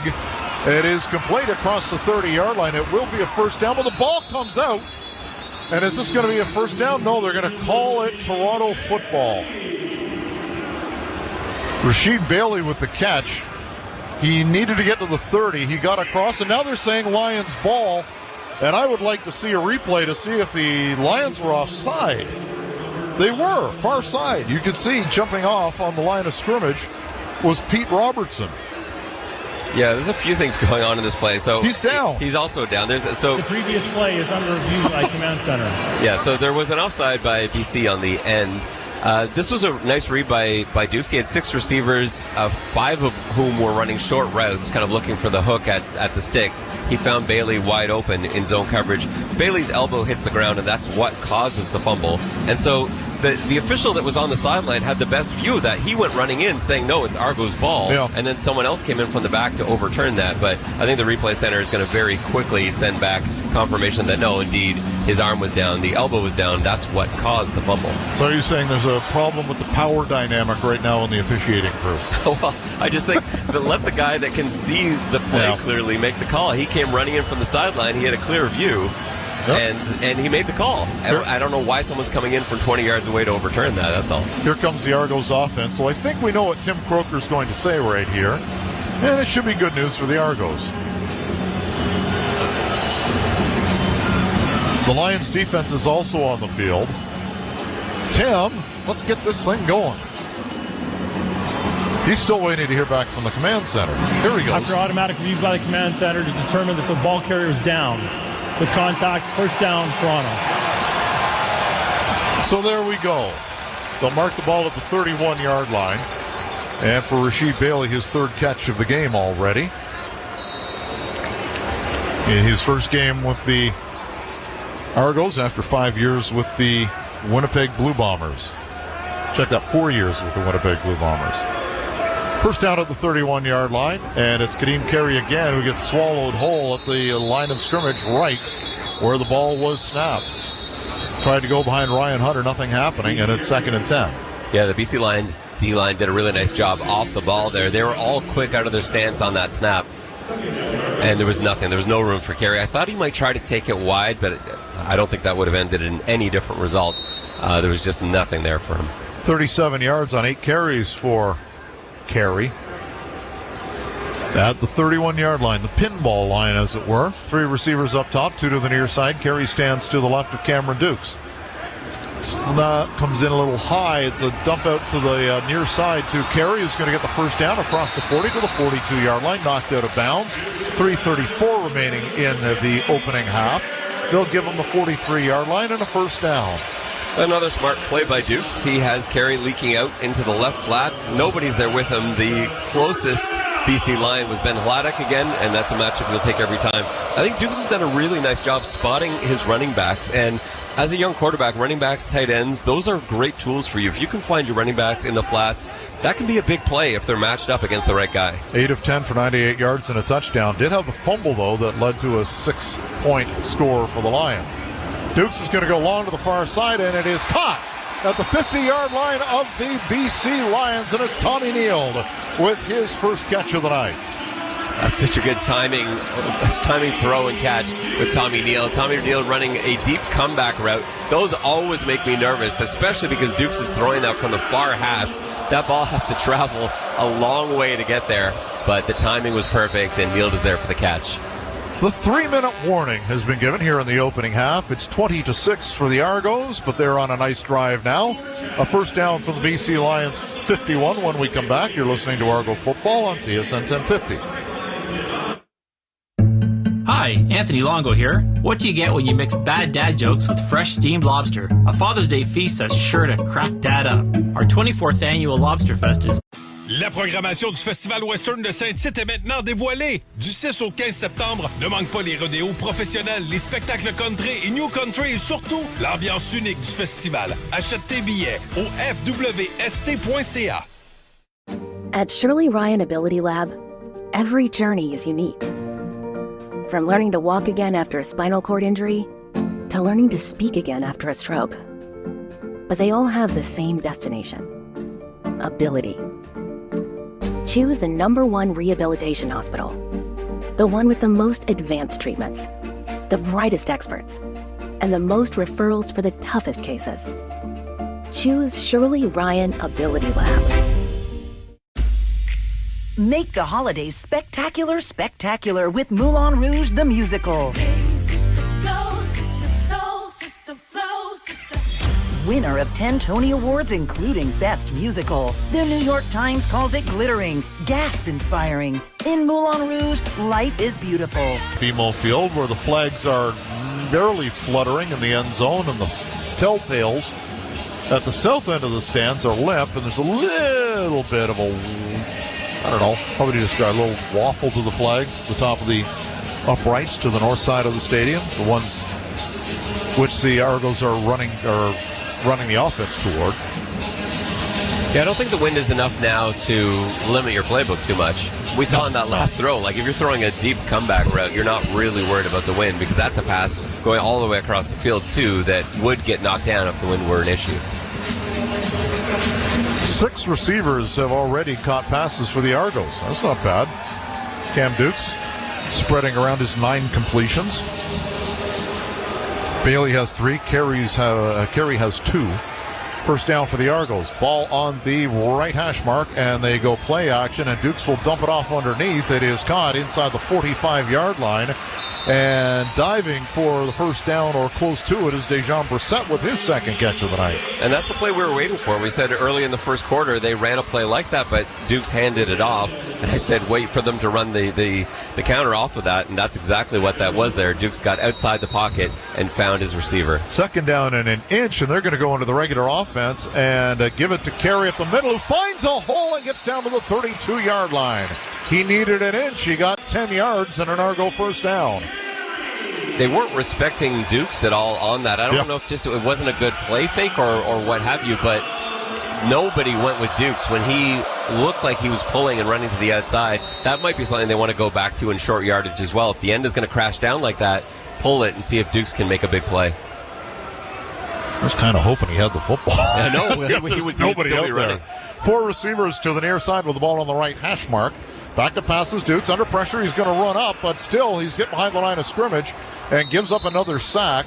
Argos gave up 19 all last year, and that's at least the second one in this half for the BC Lions. Josh Woods came off the end there, and I don't think anybody touched him. Dukes was forced to step up, but there just wasn't any room on the inside. That is indeed the second sack of the first half for the BC Lions, leading 20-6. 2 minutes now. 2nd and 13 from the 35-yard line. He'll send 3 receivers to the near side. Again, the ball on the right hash mark. Dukes back to pass under a 4-man rush.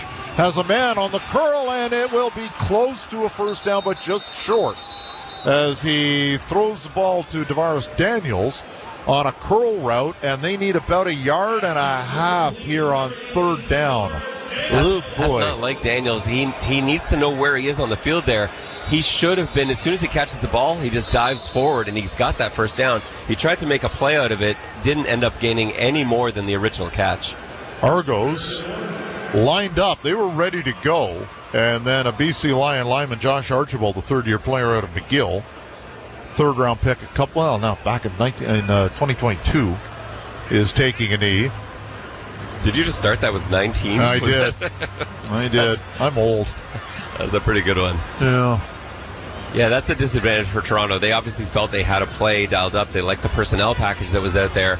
Now this is going to afford BC time to substitute in their short yardage package. And I wonder if Toronto will instead kick a field goal, if they're going to leave the offense out there. Right now, the offense is staying out on the field, which I like. Kicking a field goal here is not the right response with this current situation. They need about 3 feet and 3.5 feet. It's balls just outside the 23-yard line. They need to get to the 22. As Josh Archibald is up and walking off under his own. Matthew Betts is in the crowd today. Now the Detroit Lions, led the CFL in sacks last year with 18. And he has found his way to BMO Field tonight.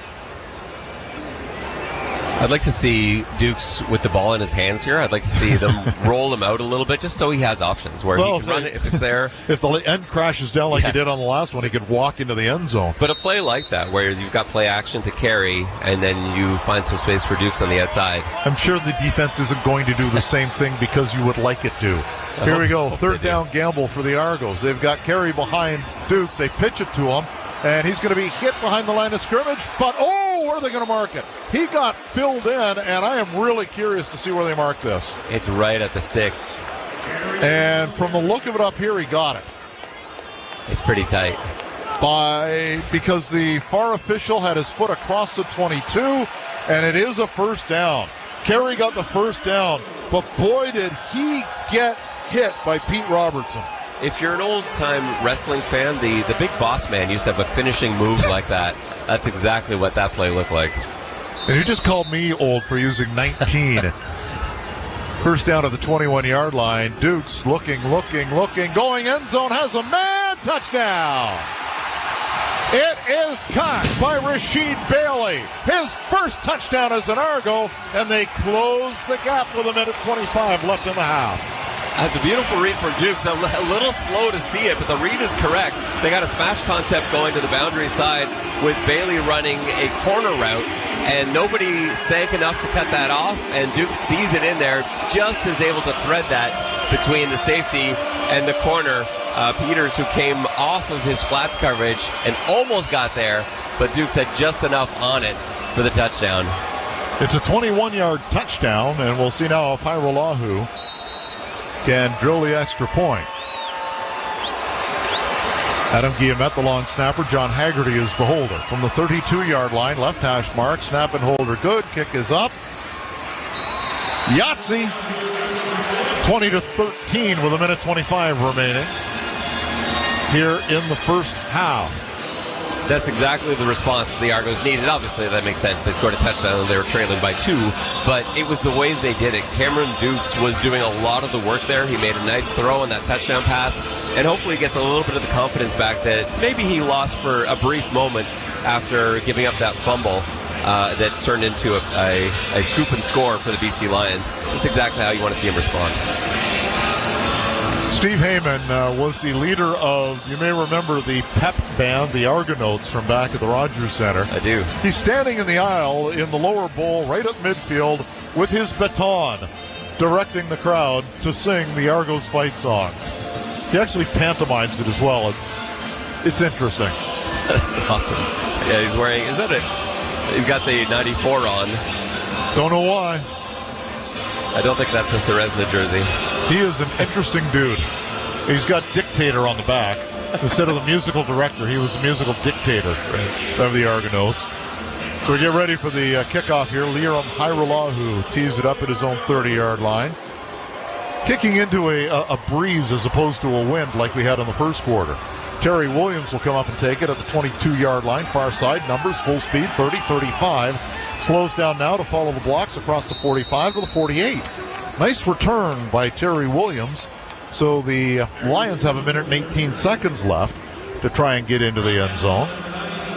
Behind Vernon Adams, who was 9 of 10. The only incompletion was one that didn't hit the ground.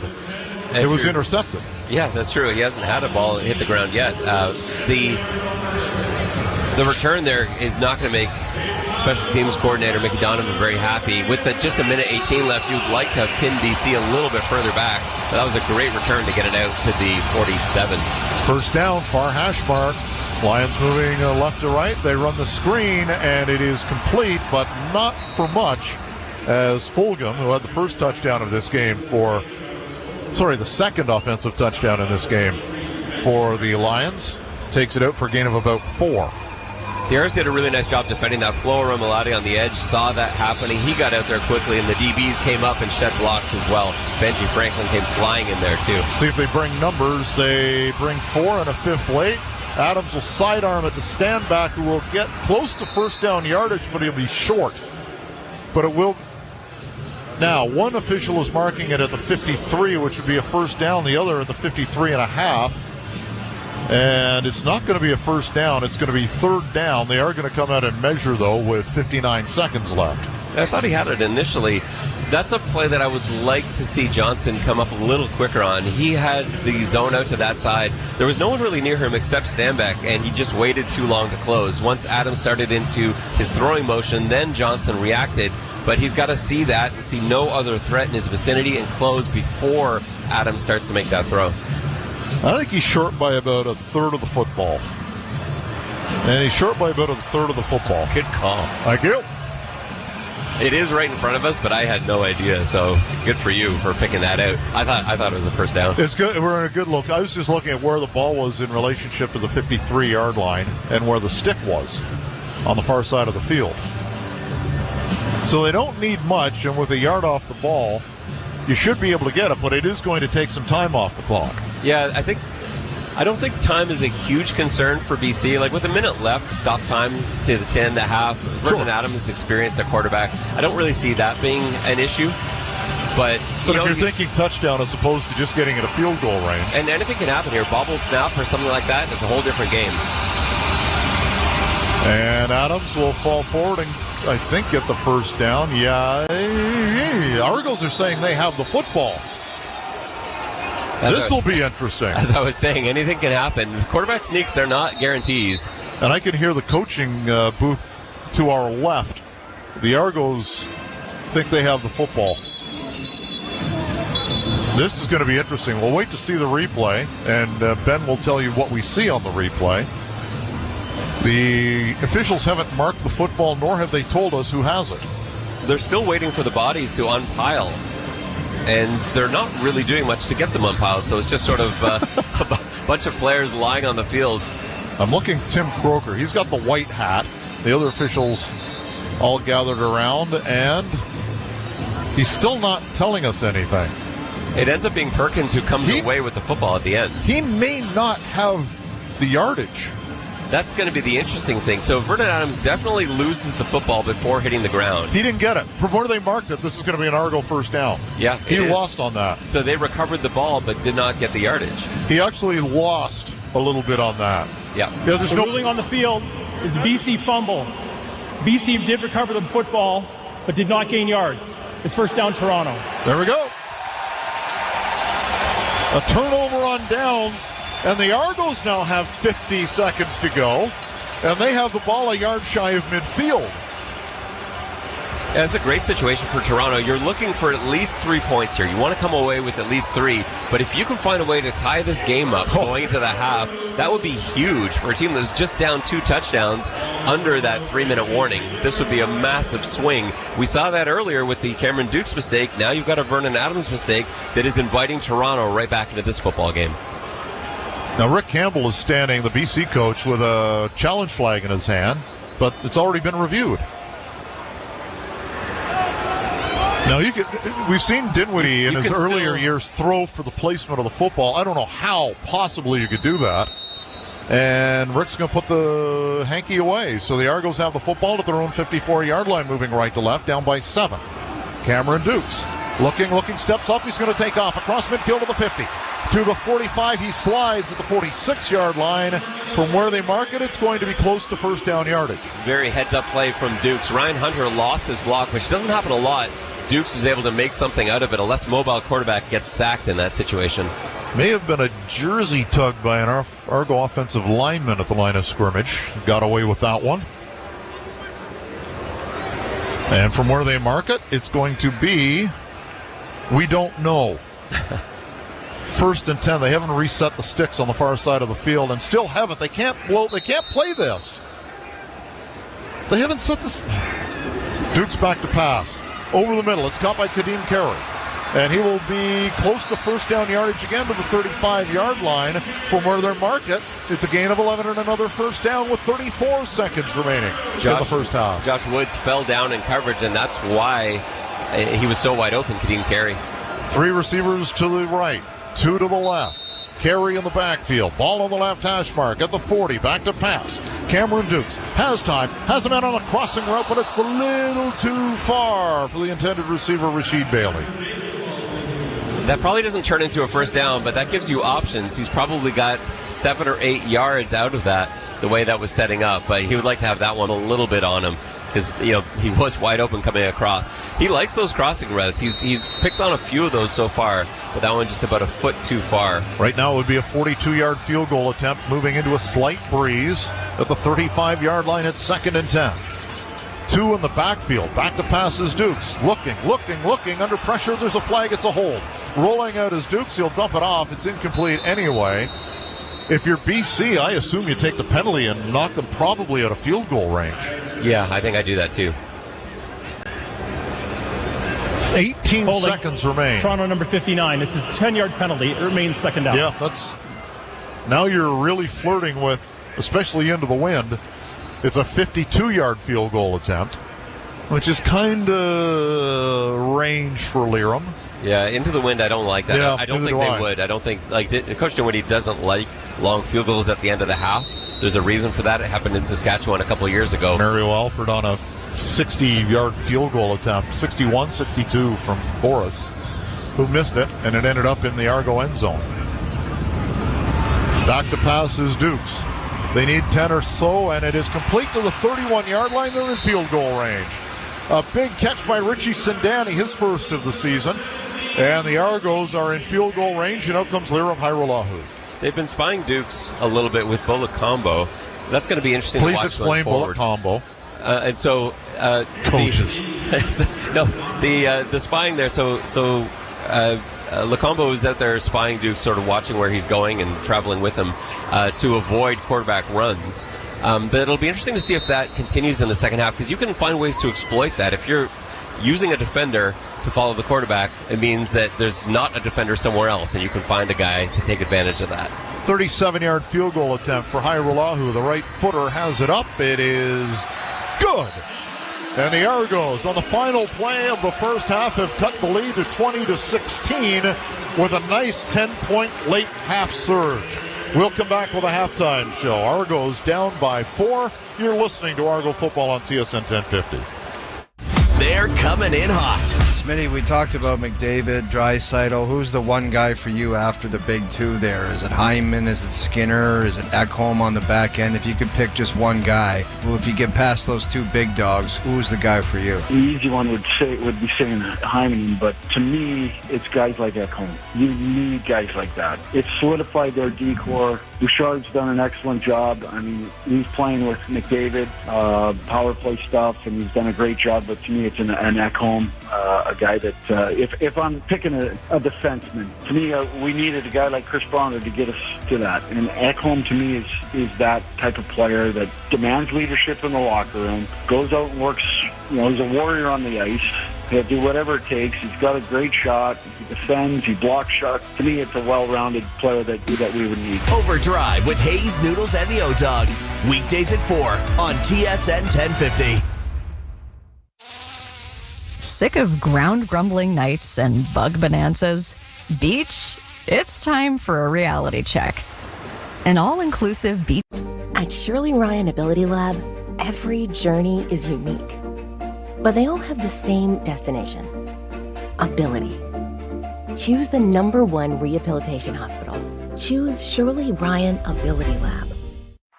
When you use Bounce dryer sheets and your clothes look amazing, it's the sheet.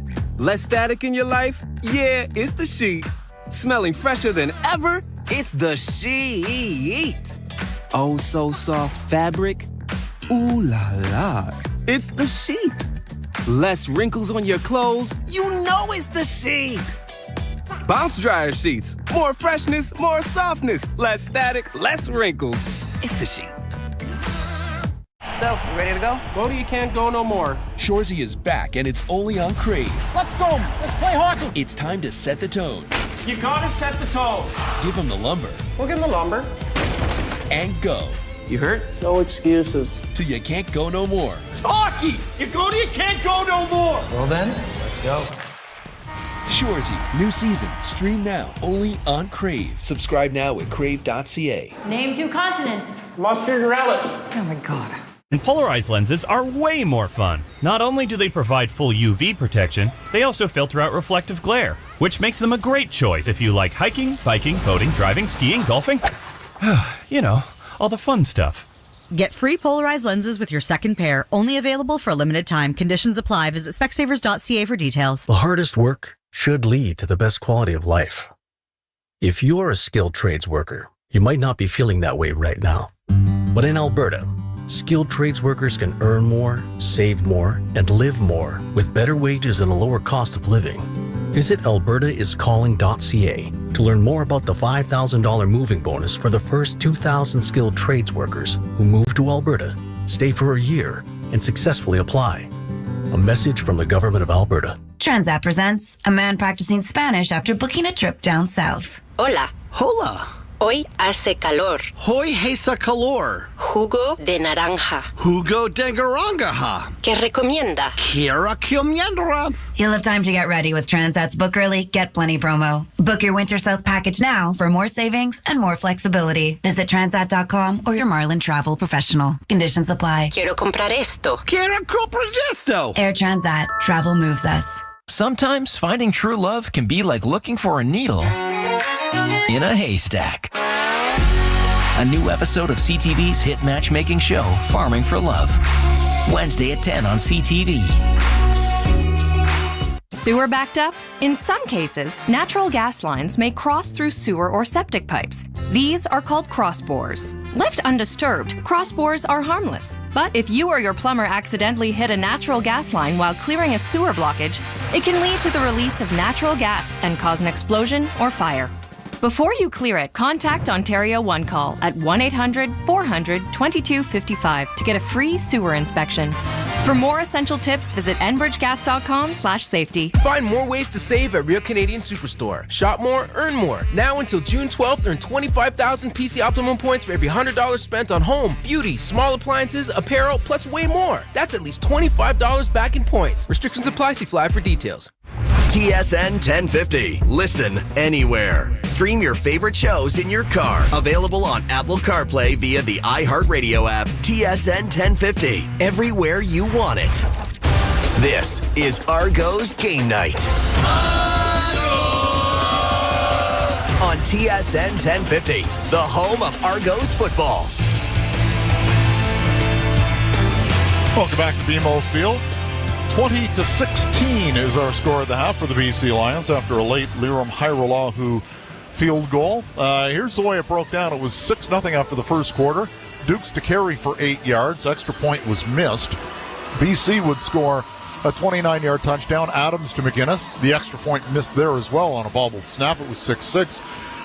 Let's see. Adams to flag him for 50 yards. Wide open behind coverage, blown coverage. 13-6. Then next series, next play, I believe, Debaye recovered a Dukes fumble, took it in 20 yards for a touchdown. It was 20-6, and it was looking not so good for the local 12s. And then it was a touchdown from Dukes to Bailey from 21 yards out. It made it 20-13, and then a late Hairolahu field goal has made it 20-16. Everybody wanted to know about Cameron Dukes. What did you think, Ben Grant? I thought he played really good football. There was one play I think he would like to have back, which was the play where he put the ball on the ground. It was just a mistake that he can't make. He's got to know in that situation, I have to go down. You can't always fight out and make the play live longer. It's different if it's in a Hail Mary situation, last play of the game, something like that. But that wasn't the situation. It was a first down. He's rolling out, tried to make something happen, puts the ball on the ground. It gets immediately brought in for 6. And the defense has been playing so well, you don't want them to be in that situation where they're not even on the field for BC getting points. And so I think the positive from that is that he responded really well. He took the field again and then scored 10 points on the next couple drives. So I'm not really worried about Cameron Dukes in terms of where he's at from a mental standpoint. I think he's actually really in a good place right now. This game looks a lot different than it did a few minutes ago. The danger is that I don't know if you really want this to turn into a shootout. That first quarter, 6 points scored, 30 points scored in the second. That's not really the type of battle you want to be in, I don't think, with the BC Lions. If you're anybody, like Toronto Argonauts or not, you just don't want to get into a shootout with the BC Lions. That's rule 1 in the CFL rulebook. Don't get into a shootout with the BC Lions. So, other than that, I thought Dukes played very good football. I would like to see the Argos still slow it down a little bit. I don't want them to get away from the running game. I think that's working very well. I'd like them to try the right side a little bit more. I think there's something there. But Kadeem Carey's been running the football very well. He's run hard. Even on that play, the first down, critical first down that he got by inches, where he took a huge shot, he was sacrificing himself to get those yards. And so I like the way he's running. I like the determination. He's on a mission out there. The numbers, this is over Carey. You mentioned 10 carries for 48 yards. Also has 3 catches for 31 yards and a touchdown. The Cam Dukes numbers are great. If you look at 14 of 17, 82%. Any team will take that. 183 yards, pretty good halftime numbers. 2 touchdowns, no interceptions. He's led the team to 16 points. They left one on the board with the bad kick. and 17 rushing yards. That's not a bad half. No, he's playing well. He's got more passing yards than Vernon Adams has, and they both got a turnover that they're responsible for. And Vernon Adams has a 50-yard bomb in there as well, and Duke still has more yardage. He's pushing the ball downfield, and that was sort of a concern for me coming in. I worried that Dukes would only be sort of dinky and dunking the football down the field, rely on the running game, and that might allow BC to creep in. But that hasn't happened at all. He's hitting a lot of second-level stuff. He's hitting digs, deeper outs, and when he is finding the backs, it's intelligent plays where there's all sorts of space. I think a nice job that Dukes has done has been finding mismatches. So that's why we've seen the ball spread around so much. He hasn't necessarily been zoning in on one guy. He's looking to see where the space is. And he says, oh, there's a linebacker on this guy. Well, I'm going to go to that guy. And if it's a running back, it's a running back. If it's a receiver, it's a receiver. And I know that Bailey leads the team in targets and catches, but if you look down that catch chart, you've got 1, 2, 3, 4, 5, 6, 7, 8 different receivers that Dukes has spread the ball around. So you love to see that from a young quarterback, not just going after DeVaris Daniels again and again because he's the trusted veteran. Before we break, 11 out of 12 is Vernon Adams' completion percentage was outstanding. The only incompletion was an interception by Deshaun Amos. A couple of touchdown passes for VA as well. When we come back, we'll get you ready for the second half of play. 2016 BC. At the break, you're listening to Argo Football on TSN 1050. This ad isn't funny or overly clever. There's no jingle, witty banter, or talk of some sort of clearance sale. Because like heart disease and stroke, which claim a life... At Shirley Ryan Ability Lab, every journey is unique. But they all have the same destination. Ability. Choose the #1 rehabilitation hospital. Choose Shirley Ryan Ability Lab. What's that going into your washing machine and giving your clothes freshness that lasts all day long? There it is again. It's like music to your ears, or more like music to your nose. That freshness is irresistible. Let's get a Downy Unstoppables bottle shake. And now a sniff solo. Nice. Get 6 times longer lasting freshness plus odor protection with Downy Unstoppables in-wash scent beads. So, you ready to go? Go to You Can't Go No More. Shorzy is back, and it's only on Crave. Let's go. Let's play hockey. It's time to set the tone. You gotta set the tone. Give them the lumber. We'll give them the lumber. And go. You hurt? No excuses. To You Can't Go No More. Hockey! You go to You Can't Go No More. Well then, let's go. Shorzy, new season. Stream now, only on Crave. Subscribe now at crave.ca. Name 2 continents. Mustard and relish. Oh my God.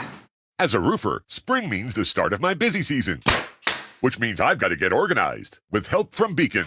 I can save time with Beacon Pro Plus and 24/7 access to live pricing, delivery tracking, order history, and more. Plus, this spring, I can earn $1,000 and the chance to win a $25,000 backyard renovation just by buying my CertainTeed shingles online with Beacon. No purchase necessary. Now that's what I call a spring cleanup. Visit BECN.com for official rules and to start earning entries that help everyday inventors get started with their idea. We have representatives nationwide who will explain the InventHelp process step by step. Over 10,000 patents have been secured through InventHelp's patent referral services. Our services include professional materials needed to showcase your invention and 3D animation and prototype modeling that help you demonstrate your idea. Get down to the details of your idea with a technical drawing. The InventHelp Databank includes thousands of companies who have agreed to review new ideas. We've been helping inventors since 1984. Let's help you next. Take advantage of the opportunity to get started today. Call 1-800-353-6081. That's 1-800-353-6081. Again, 1-800-353-6081. Canada's invited to one of soccer's hottest parties. And up first, it's a dance with a goat. Messi magic. The CONMEBOL Copa America 2024. Argentina, Canada. Thursday, June 20th at 8 on TSN and CTV2. Perfection. To a chef, it represents exceptionally high standards. It means consistently pushing the boundaries of innovation, elevating their creations above the rest. I'm Nelson Fresco, president of Miele Canada. At Miele, we've been perfecting home appliances for 125 years. Until June 26th, during the Miele Perfect 10 Plus event, you can save up to 12% or enjoy a free industry-leading 10-year warranty. Visit a Miele retailer or Miele.ca to learn more. Elevate your home with Miele. Metro has deals to help you savor all the best flavors, like Platinum Grill Angus Top Sirloin Steak Value Pack or Roast for just $7.97 per pound till June 12th. Get everything you need to savor time together at your local Metro or online at metro.ca. The bands you love. Win with TSN. An exclusive iHeartRadio experience with Motley Crue. You and a pal in the heart of Quebec City at Festival d'été du Québec, FEQ. With flights, hotel, and $500 cash. Plus, tickets to experience Motley Crue, July 14th. All powered by FEQ. Presented by Bell in collaboration with Coors Light. Enter now at iHeartRadio.ca. Hi, Catherine here from Speedy Glass. Your windshield is cracked? You can't drive around with that. Luckily, at Speedy Glass, our certified technicians are always ready to go. With the proven techniques and cutting-edge tools we use to replace your windshield, we'll have you safely back on the road in no time. Plus, thanks to our expertise, our work is guaranteed for life. When it comes to your windshield, trust our 75 years of dedicated experts. Book your appointment today at speedyglass.ca. Details and conditions at speedyglass.ca. Making your lousy commute fun. Overdrive with Hayes Noodles and the O-Dog every weekday, 4 to 7 p.m. on TSN 1050. Welcome back to BMO Field. We're at the half. BC with a 2016 lead over the Toronto Argonauts. Mike Hogan and Ben Grant with you. Josh Lippa is our on-site engineer, and Matt Cardadero back at the Agent Court Studios for TSN 1050. Argos have the choice here in the second half in terms of ball or side of the field. What do you do, Coach? The wind is not what it was before. It's still there, but I think you take the ball here. I think you see if you can put something together and actually take the lead to start the second half. And potentially get the extra possession at the end of the game. Yeah, and that could factor in too. So I don't really like it. Like, unless it's really, really windy, I don't like the idea of not returning a kick in either half. I just don't feel that puts you in a good position. Still waiting for the officials to break. We got a minute and a half here. What do you want to see out of the Argos offense here in the second half? A little bit different than what we saw in the first half. I don't want to see them get too far away from the ground game. They had to abandon it a little bit at the end there as they were in hurry-up mode, but the run game's been working for them. I would like to see them try the right side a little bit more. I think that there's some room there, and I think Kadeem Carey is running really hard. He just sort of seems to feel it from up here. It just looks like he's seeing the field well. He's running with energy. He's got speed, an explosion that we didn't really see from him as much last year. So I don't want them to get too far away from that. And I think you need to start throwing in some wrinkles as well. I wouldn't mind seeing a deep ball at some point, probably when you've got the wind. So depending on how the decisions here work in the third quarter, it looks like the Torontos are going to have the wind in the third quarter. And the ball. So this is a drive that you really want to have end in points to put yourself in a good position. You don't want to be trailing in the fourth quarter going into the wind, even though it's not what it was. It just makes it easier for you. Well, we need some Dinwiddie magic here, because since he came 3 years ago here to Toronto, the Argos are 3-0 in season openers and 3-0 in home openers. In their initial games at BMO Field of any season under Dinwiddie, they beat Winnipeg in 2021, Montreal in 2022, and then Hamilton last year. The only time they started the season on the road was in Calgary in Dinwiddie's first game. Yeah, when they won against the Stampeders. So. And all of those are with different quarterbacks. That's another interesting thing. Arbuckle beat Winnipeg, and then you had McLeod Bethel-Thompson beating Hamilton, or McLeod Bethel-Thompson beating Montreal, and Chad Kelly beating Hamilton. Here's the kickoff, and it's a spaceship down to Janarian Grant at the 20. He'll take it outside, 30, 35, 40. Spinning his way to the 42-yard line. That was a low frisbee, I guess, for a lack of a better term. It was a weird spin coming off Flintoff's foot. But the Argos will take over at their own 43. They're down by 4 points, and they will be moving from left to right here in quarter number 3, wearing their light blue helmets, light blue jerseys, dark blue pants, and light blue socks. The offensive line from left to right is Isaiah Cage and Ryan Hunter. Peter Nicastro is the center. Gregor McKellar and Dejon Allen. Seeing a rotation of Deontay McMahon filling in for Kadeem Carey. Seeing them in the backfield at the same time as well. It's Carey to start the second half. And he'll get the ball on first down, go right up Main Street for about 5 yards, getting halfway to the first down. Should I mention that Carey already has 8 more rushing yards than our friend AJ Ouellette. Should I mention that, or would that be inappropriate this time? We love you, AJ, but just pointing it out. He definitely misses that Toronto Argonauts offensive line. I like the Argos going heavy on that first play, bringing in an extra offensive lineman. They put Hunter out to tight end on that play just to sort of power that ball. Gives them some options here on second down. Putting 3 receivers into the boundary here with the ball on the left hash mark. Back to pass is Dukes. Looking, rolling out, spinning, rolling to his left, looking, and he is going to throw for a first down. Out to midfield. He got Tommy Neal working his way back to the quarterback, and it's a first down Argos. That was one of those magic plays from Dukes. There was a blitz up the middle that was not picked up at all, not even slowed down. Dukes just sort of did a bail drill out to his left side, reversed out, bought time, and then finally found Neal right at the sideline. Neal just getting his toes in before going out of bounds. I thought that stacked the boundary and looked the other way, but no, he rolled to the power side. Again, 2 receivers to the near side with the ball on the far hash mark. It's Daniels and Polk, and oh boy, they hand the ball to Carey, and he got hit in the backfield. And one official's marking it at the 52, the other closer to the 53. We'll see where they put the football down. And I don't like the way that Rasheed Bailey got up very, very slowly. He ended up flat on the ground after it looked like he missed on his block, and that's what allowed a player to come in and sort of clean out Kadeem Carey. But Bailey's going to stay in the game. He's back in the huddle, but he's walking around pretty gingerly.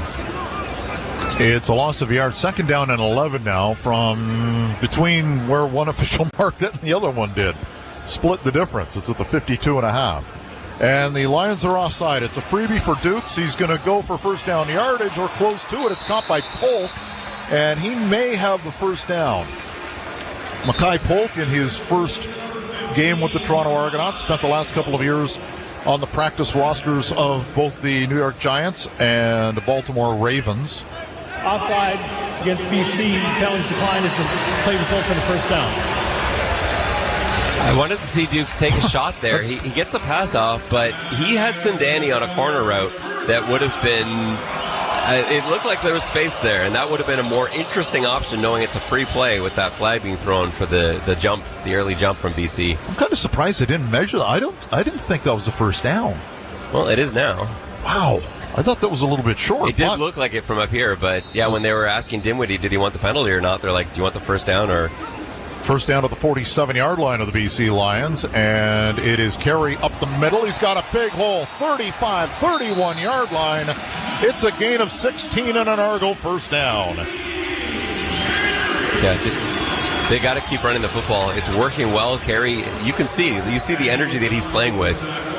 Sometimes players just feel it. You just feel like you've got an extra jump in your step. You got a little extra bit of speed and burst, and Carey's got that today. We've seen that from the opening quarter.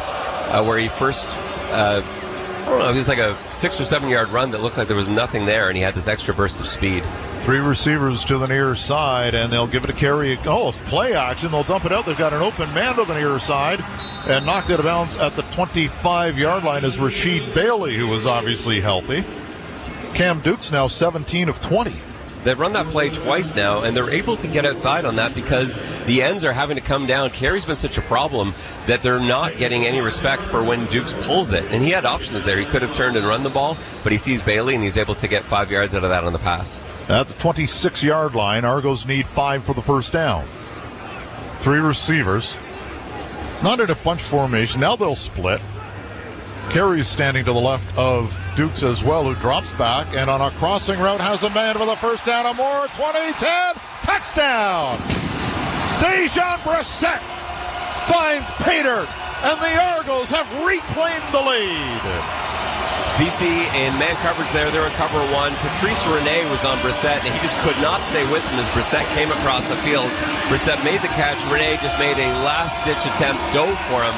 Couldn't quite get there, and Brissett is able to run it right in. That's another great pass on the money from Cameron Dukes. He's hit that route again and again and again. Those crossers he just seems to love, and all but one has been on the money.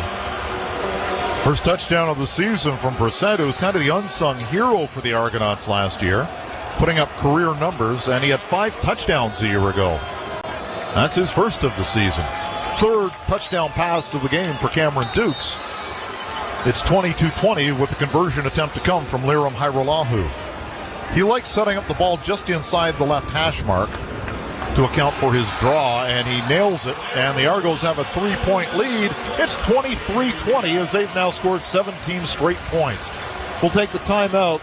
11 and a half minutes remaining in the third quarter. You're listening to Argo football on TSN 1050.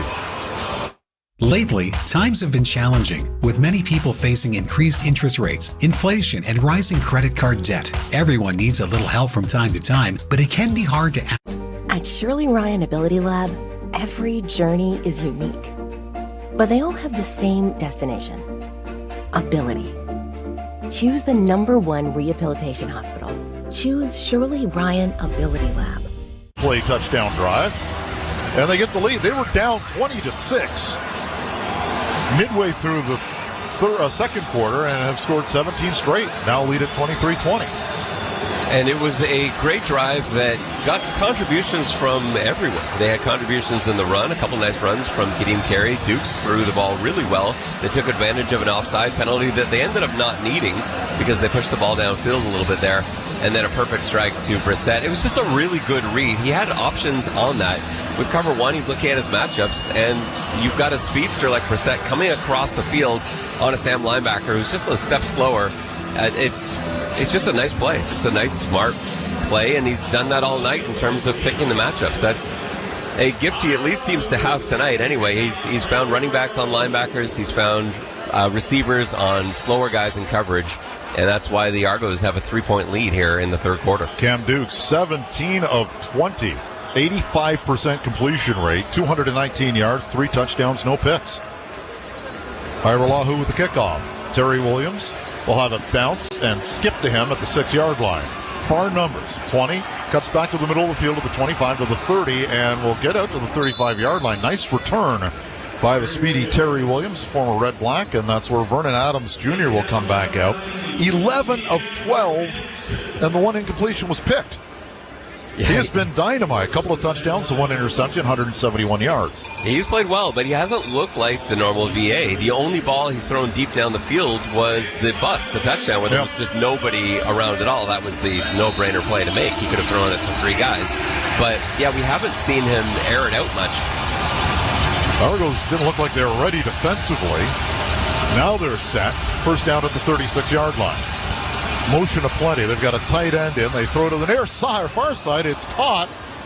As the one defender, it was Mason Pierce, looked to jump the route and get the 6. Instead, it was caught by McInnes, who will get first down yardage across the 45-yard line to the 47. They looked confused initially because BC came out in a double tight look, and they didn't quite know how to respond to that with the personnel they had on there. They eventually adjusted, and then Pierce has got to make a better decision there. He has to go for the man, not the ball. He was way too late to try and get that ball, and instead was unable to make the tackle because he'd flown by. Maybe underestimating VA's arm strength. He just found out the hard way. First down.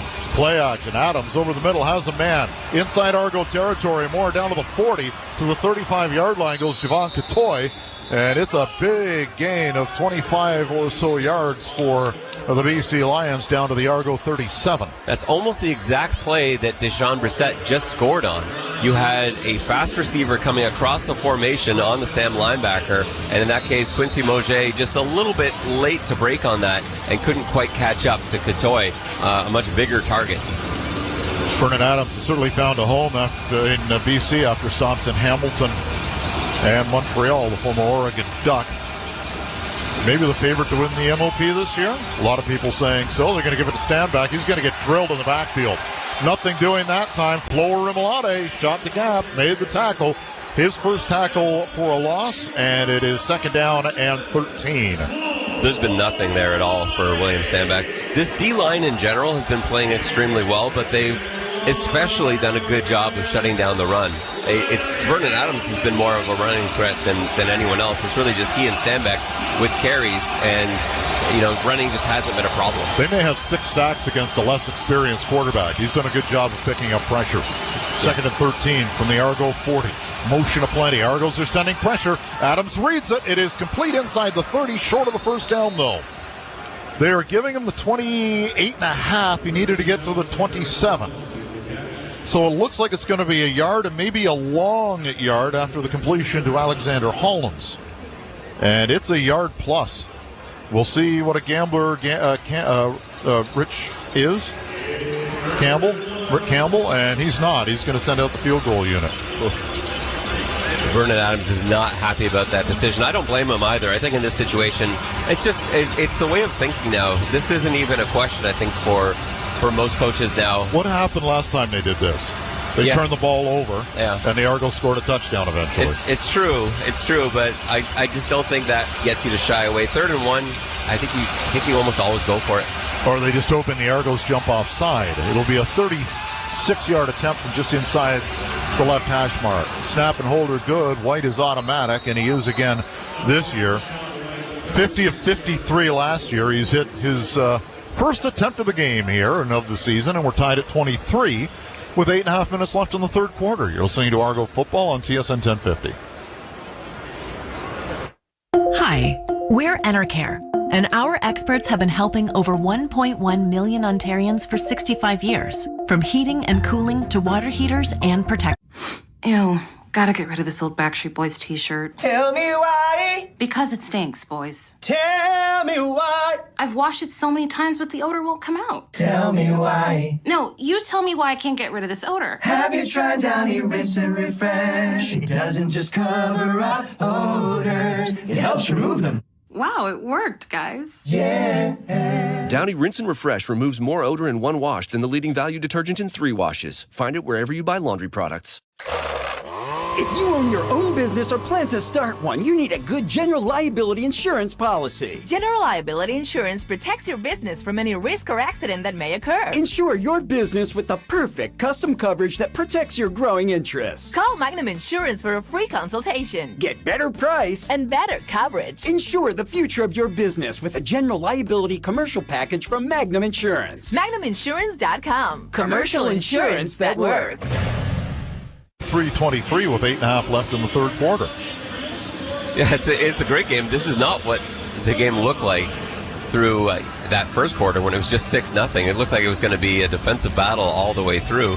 And instead, the teams exploded in the second quarter, and the scoring hasn't let up with already 10 points scored in the first half of this quarter. I think on my score sheet here, my writing is too big the way this is going. We're going to run out of spaces to write. Yeah, it's going to get very small at the end if it continues at this rate.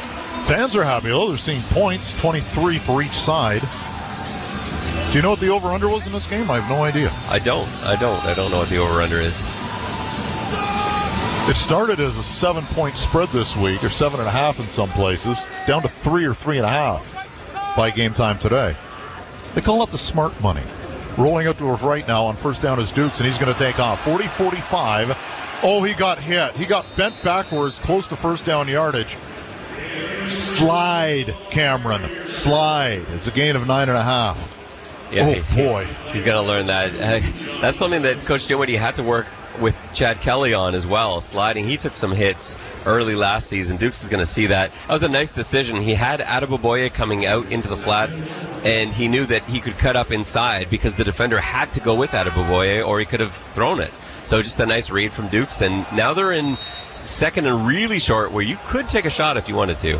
But they're going to empty out the backfield and bring everybody in, and Dukes is going to go forward and flags down. Did the BC Lions line up offside? Or yes, they did. Both officials agreeing. And the other thing with the Dukes thing, you have to have a little bit of awareness. It was Josh Woods, the middle linebacker, that filled him in. Yes. Like, if you're going to do that, like, don't go up against Josh Woods. Left defensive end. It's a 5-yard penalty. It makes it a first down. I think from Duke's perspective, he's like, oh, good, a middle linebacker. I can. Oh. Yeah. The number's 95, BC 95. I don't know who Lindsey Wilson College has on their schedule. One, it ain't a pro team, and it ain't UCLA where Woods graduated from. So, from what is it now, the Pac-2? Yeah, I can't keep track of that. Yeah. First down, just shy of midfield. Ball on the right hash mark. Tie game. They give the ball to Dan Adeboboye, who spins his way forward for a gain of 4.5. Last year, Adeboboye among ball carriers, not quarterbacks, but running backs, who had at least 20 carries. He had the highest average per carry in the CFL at 7 yards. He had 40-ish carries last year and ended up having that 7-yard average, which is pretty impressive. 41 carries last year for Adeboboye. He's a load. He's really tough to bring down. I like him as a second-half runner, just to pound away at that tired defensive line. You had to deal with Kadeem Carey and McMahon in the first half, and now... He's been in a weight room before, just saying. Yeah, leg day is not something he misses. Duke's the pass is going to dump it out of the flat. He has a man. It is Sindani who's going to get first down yardage inside the 45 to the 42-yard line. Second catch for Sindani, who looked really good in training camp. Regina native, University of Calgary grad. Big guy, 6'2", looks bigger than that. Plays bigger than that. He's a long receiver, and he gets the first down there. He looked good for Toronto last season at the end of the year when he arrived here and started making plays. Down the stretch, they were starting everybody, rotating everyone in. Sindani got some time and had a couple, I think, in Ottawa with Cameron Dukes, had a big game. He had 8 catches for 70 yards last year for the Argos. And here's a running play, far side, as Adeboboye again gets over 7 yards. He gets almost 8. And it will be a second down and very manageable for the Toronto Argonauts. Tie game, 6 minutes exactly remaining in the third quarter. And that's not the style of run you usually see from Adeboboye, where he gets skinny, turns his body sideways, and slips through a gap. He would rather drag you with him and run you over. 2.5 yards to get. They are just outside the 34-yard line, moving from left to right, wearing their light blue uniforms with jerseys, helmets, and socks, the dark blue pants. And they will give it to Dan again, and Adeboboye gets the first down to the 29-yard line. It's a gain of 5. And now we get a little bit of discussion after the play. Yeah, I don't think BC Lions like having the ball run right at them again and again and again. I said at the beginning of this drive, Adeboboye is a load, and this style of running suits him. You put him up against a tired defense like the BC Lions. First game of the season, too. Maybe everyone's conditioning isn't quite up there. These guys certainly weren't playing the entirety of preseason games. And so I like the move strategically, but look for Dukes to pull it at some point here and take a shot or run it himself, because everyone's going to start creeping in here to stop Adeboboye. Adeboboye immediately behind Dukes. He'll get it again, wide to the left side, turning the corner, but not getting anything that time.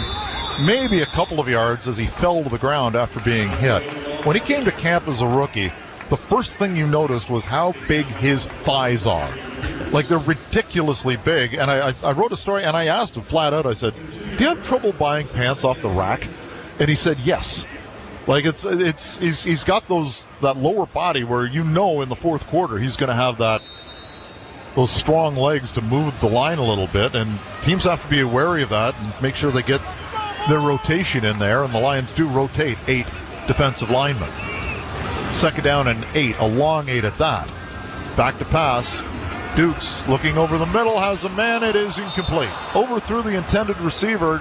And Rasheed Bailey he's looking for a flag, and 2 receivers are saying, look at the replay, as coming in as well from the far side is Davaris Daniels. You can't pantomime throwing a flag, but you can do that across your chest. And Dinwiddie's got the flag in his hand, but still puts it away and sends out the field goal unit. It'll be about a 35-yard attempt. Davaris, you can't challenge it for Davaris because the ball wasn't thrown his way, so you can't challenge looking for holding in that case. But I think Bailey feels like he was tugged, like he was pulled. He was running a skinny post over the middle, and I didn't see anything myself, but he got up immediately looking around for a flag, so he clearly thought he was pulled around, but not enough for Coach Dinwiddie to see anything, I guess. 34-yard field goal attempt for Hairolahu. Good from 37 tonight. This one with the wind. It is up, and it is good. Hairolahu gives the Argos a 26-23 lead with 3:50 remaining in the third quarter. This is Argonaut football on TSN 1050. Presents a man practicing Spanish after booking a trip down south. Hola. Hola. Hoy hace calor. Hoy hace calor. Jugo de naranja. So, you ready to go? Go to You Can't Go No More. Shorzy is back, and it's only on Crave. Let's go. Let's play hockey. It's time to set the tone. You gotta set the tone. Give him the lumber. We'll give him the lumber. And go. You hurt? No excuses. Till you can't go no more. Hockey! You go to you can't go no more! Well then, let's go.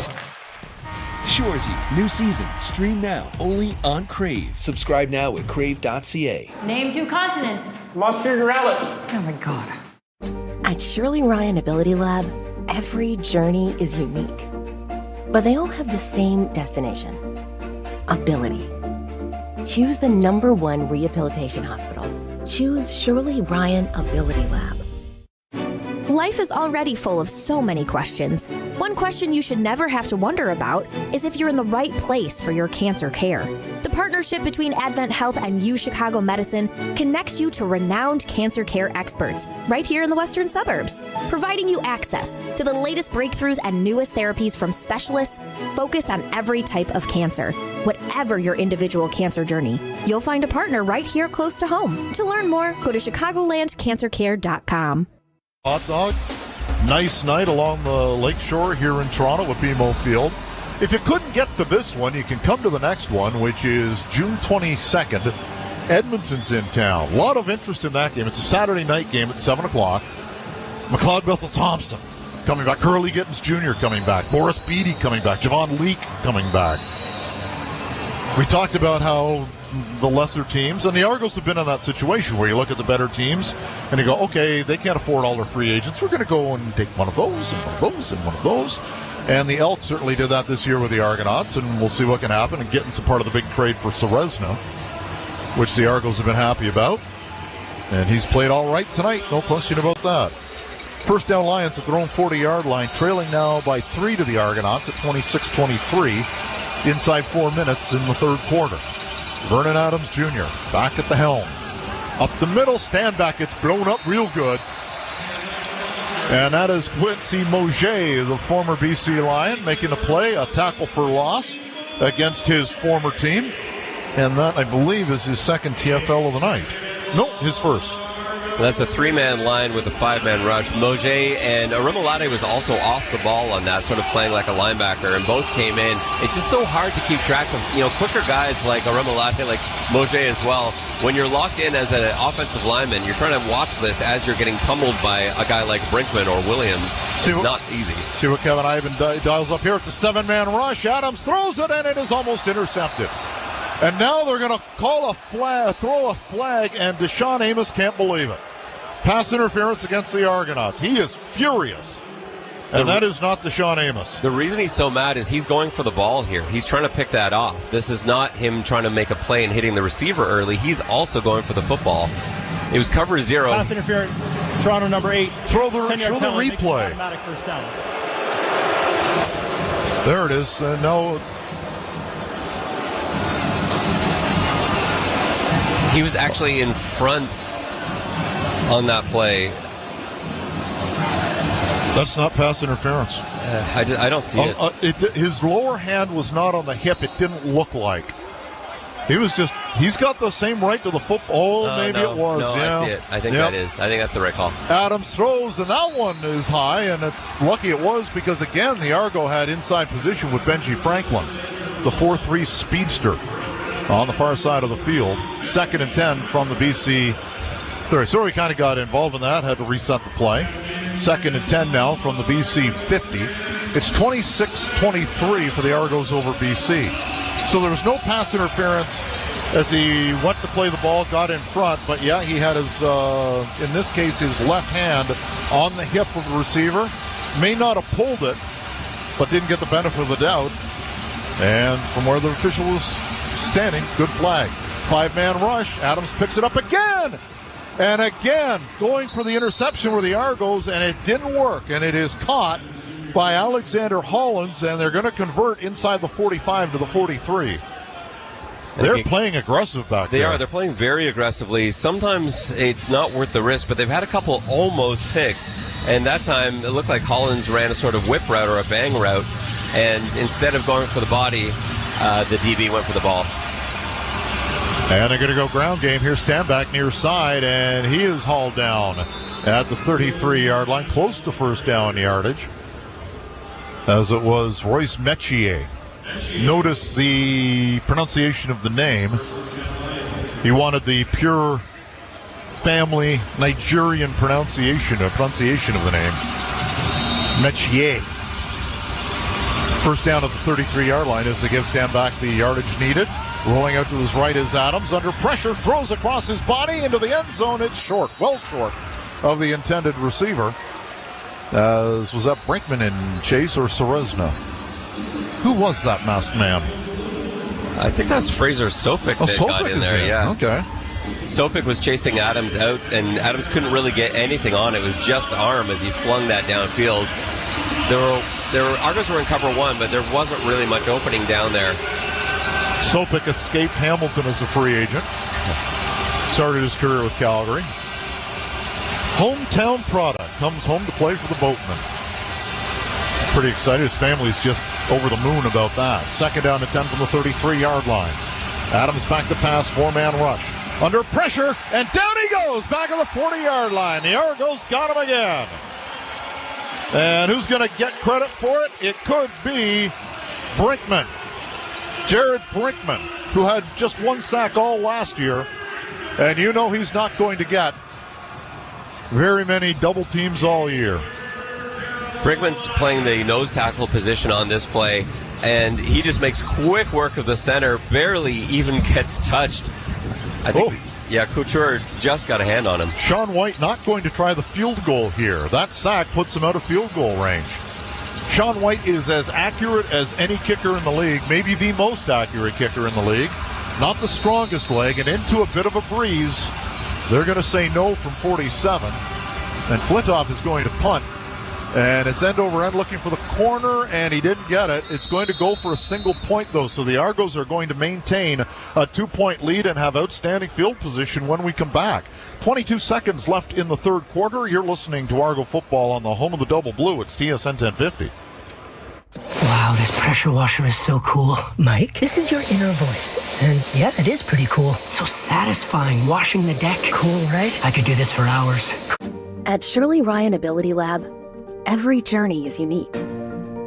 From learning to walk again after a spinal cord injury, to learning to speak again after a stroke. But they all have the same destination: ability. Choose the #1 rehabilitation hospital. The one with the most advanced treatments, the brightest experts, and the most referrals for the toughest cases. Choose Shirley Ryan Ability Lab. Sometimes finding true love can be like looking for a needle in a haystack. A new episode of CTV's hit matchmaking show, Farming for Love, starts Wednesday at 10/8 Mountain on CTV. So the sack by Brinkman moves them out of field goal range. They give up the single, but get the ball where it just was at the 40-yard line of the Argos, and they still maintain a 2-point lead at 26-24. And that's a good exchange. Obviously, BC not hoping for the single there. They're trying to pin Toronto deep, knowing that they're going to be going against the wind in 22 seconds. That's a big single. And in this tight of a game, you go back to the first two scores of the game, both touchdowns. First touchdown by Toronto, first touchdown by BC. Both extra points missed. This could end up playing a role. 2-point game right now. This maybe turns into a field goal at the final play. Does that single point factor in? It's looking like it might right now. I just want to say, Josh Lipp is our on-site engineer. I've never seen anybody enjoy Sweet Caroline more than Josh. That's outstanding. First down at the 40-yard line for the Argos. Leading by 2, and the officials want to reset something for some reason. 22 seconds on the clock. The 20-second clock had not started. Argos will line up 4 receivers to the near side. They are moving toward Lake Ontario for these last 22 seconds, wearing their light blue helmets, jerseys, and socks, dark blue pants. BC and all, I guess we've decided on light gray uniforms with black helmets and black numbers, orange trim. First down, here we go. And they will go ground game again. It's Kadeem Carey spinning his way for 3 yards. Second down and 7 as he'll get to the 43. It was a design run to the left. There wasn't anything there. Carey reversed his field. He's able to get, I think they're going to give him 4 yards out of that, or 3.5 yards out of that. So it was a nice move from Carey. But yeah, nothing there on the left side of the line as they got pushed backwards. Carey quick enough to see there's nothing here. I'm going to cut back and see if I can get something on the right side. They'll give him 4 out to the 44-yard line, giving Carey 73 yards on 14 attempts. 6 to get on second down. 3 receivers to the near side, 2 up top. Back to passes Dukes. Looking, rolling, looking, extending. Throwing across his body in the general direction of Kadeem Carey, but it's a one-hopper to him.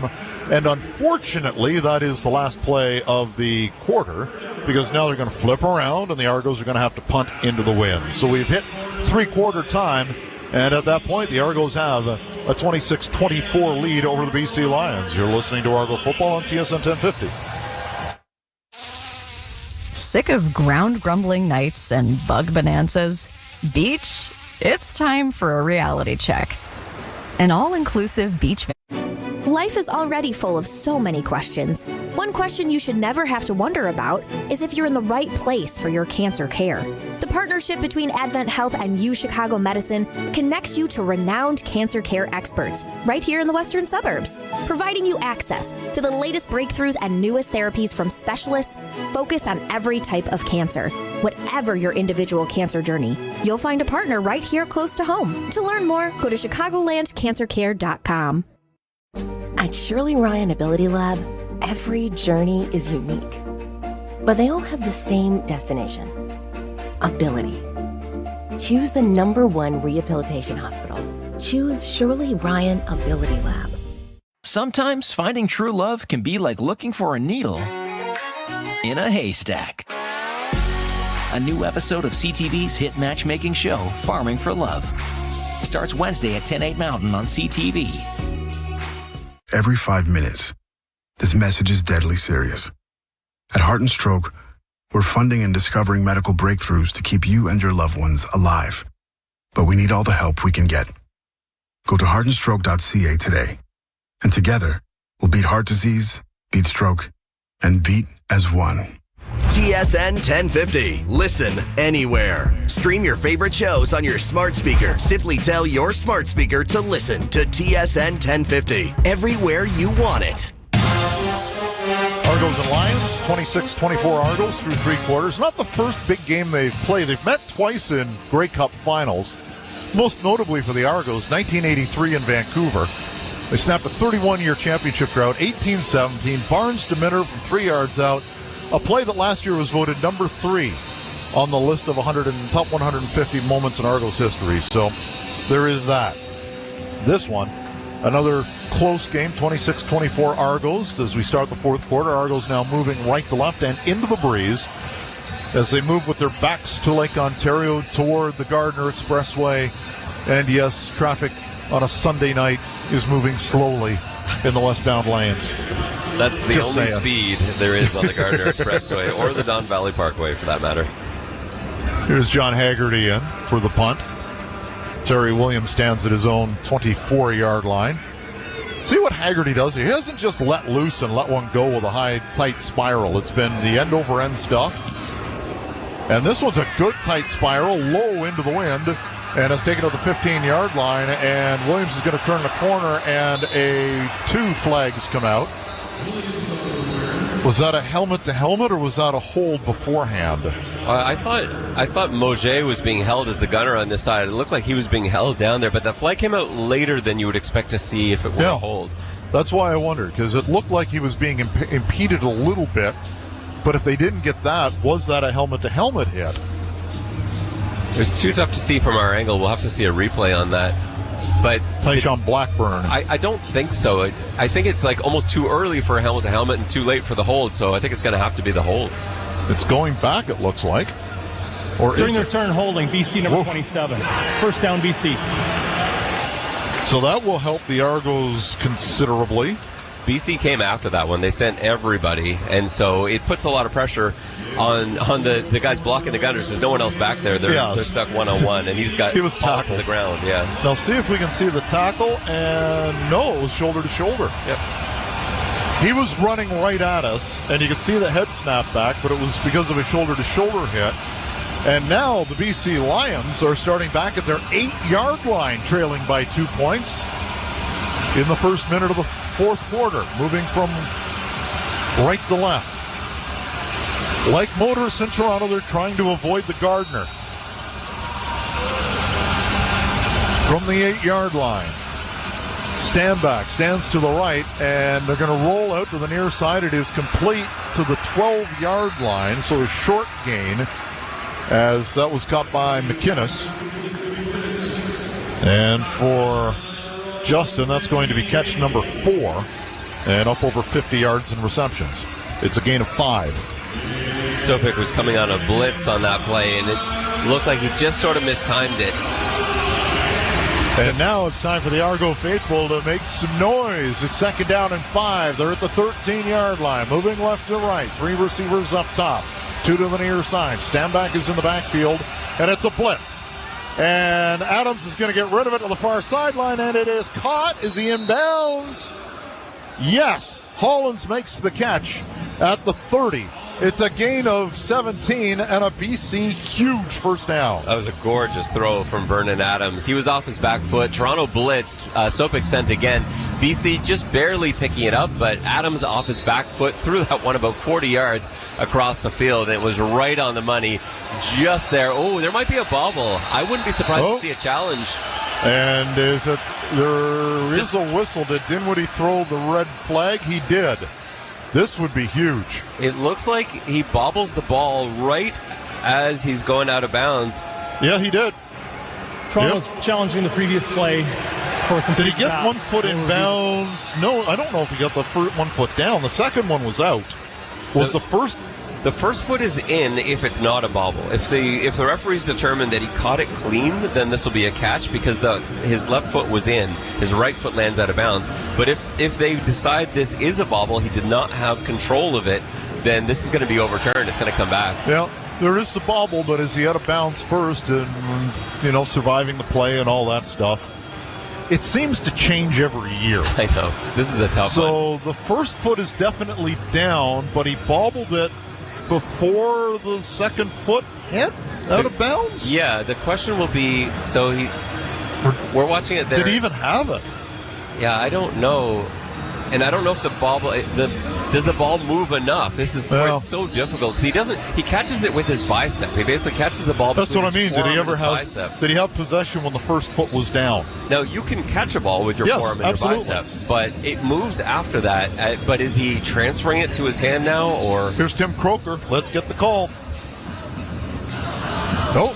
It looked like he was going to say something. BC's not moving. The officials are moving back to the far sideline. I'm sure they're taking a long, hard look at this. This is a big play in the game. Here's Tim. It'll be punting from basically their goal line if this is overturned. And this is a long review. After Tim? review, the ring along the field stands. Oof. It's completed pass.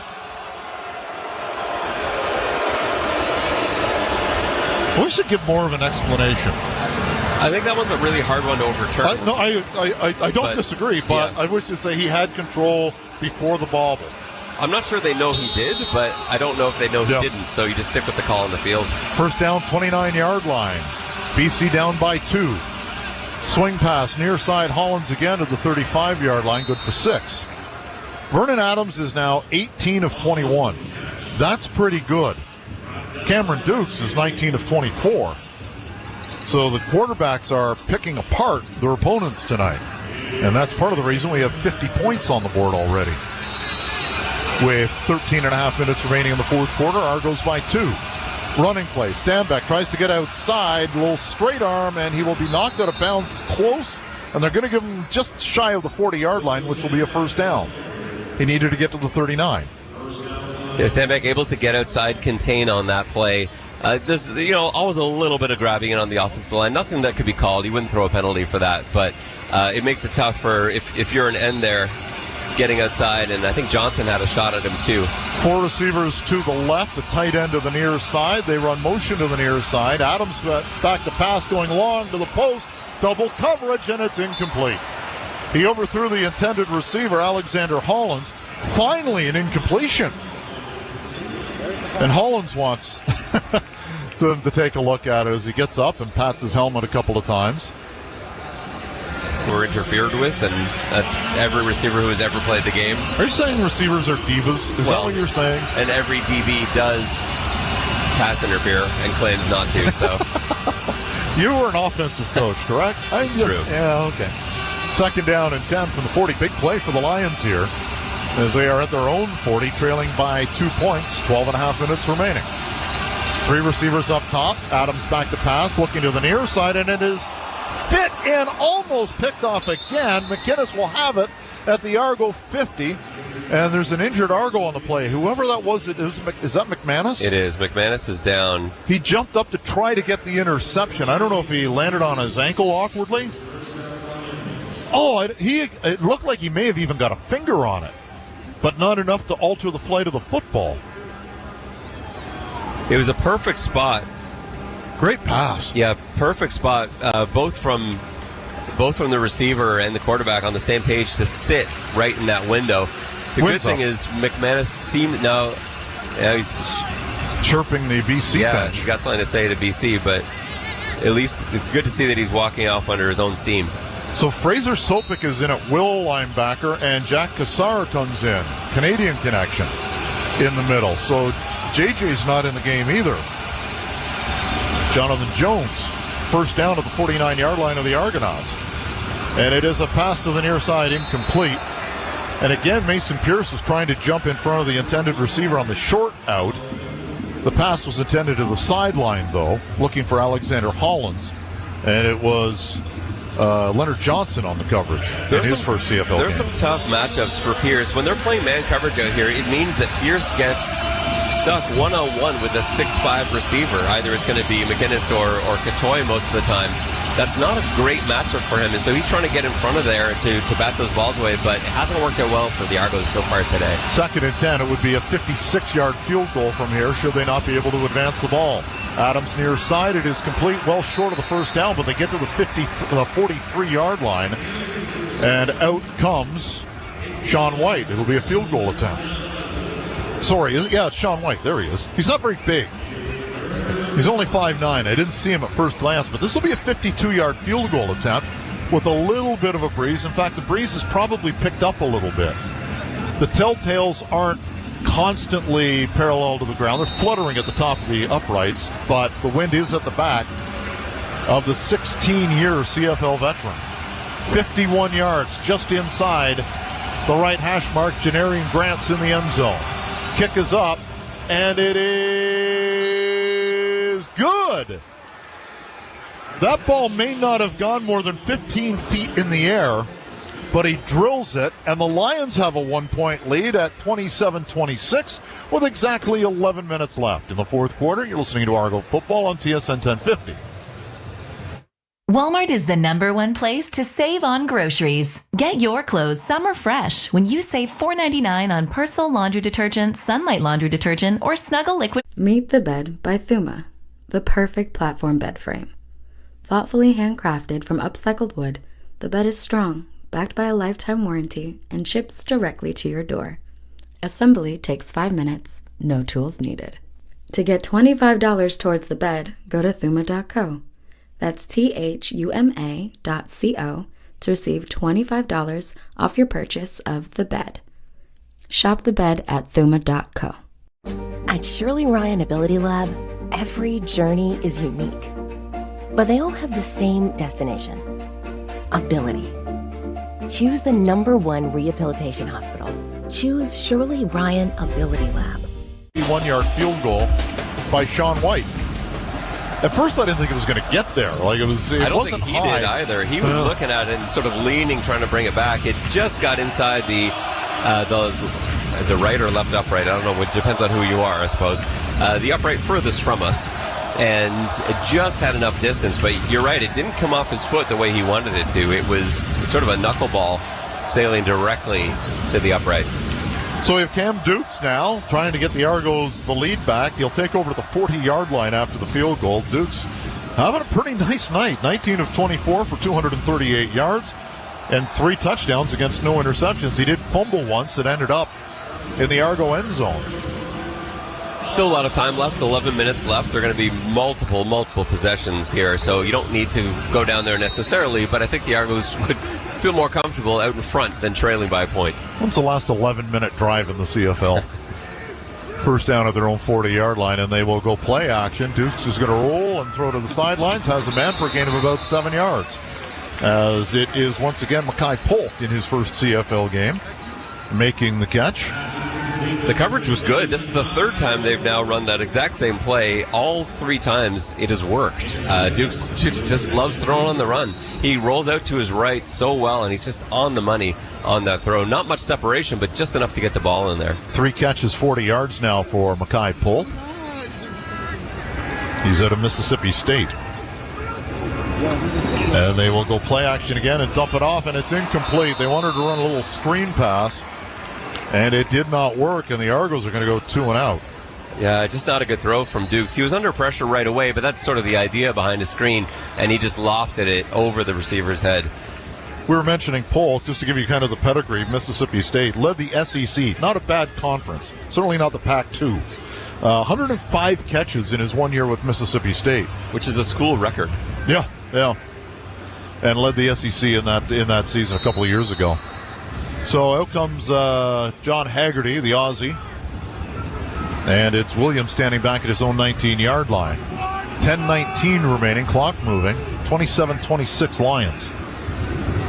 There's the kick. High kick. Haggerty got that one. Inside the 10, back to the 5-yard line. And it is tackled back at the 10-yard line.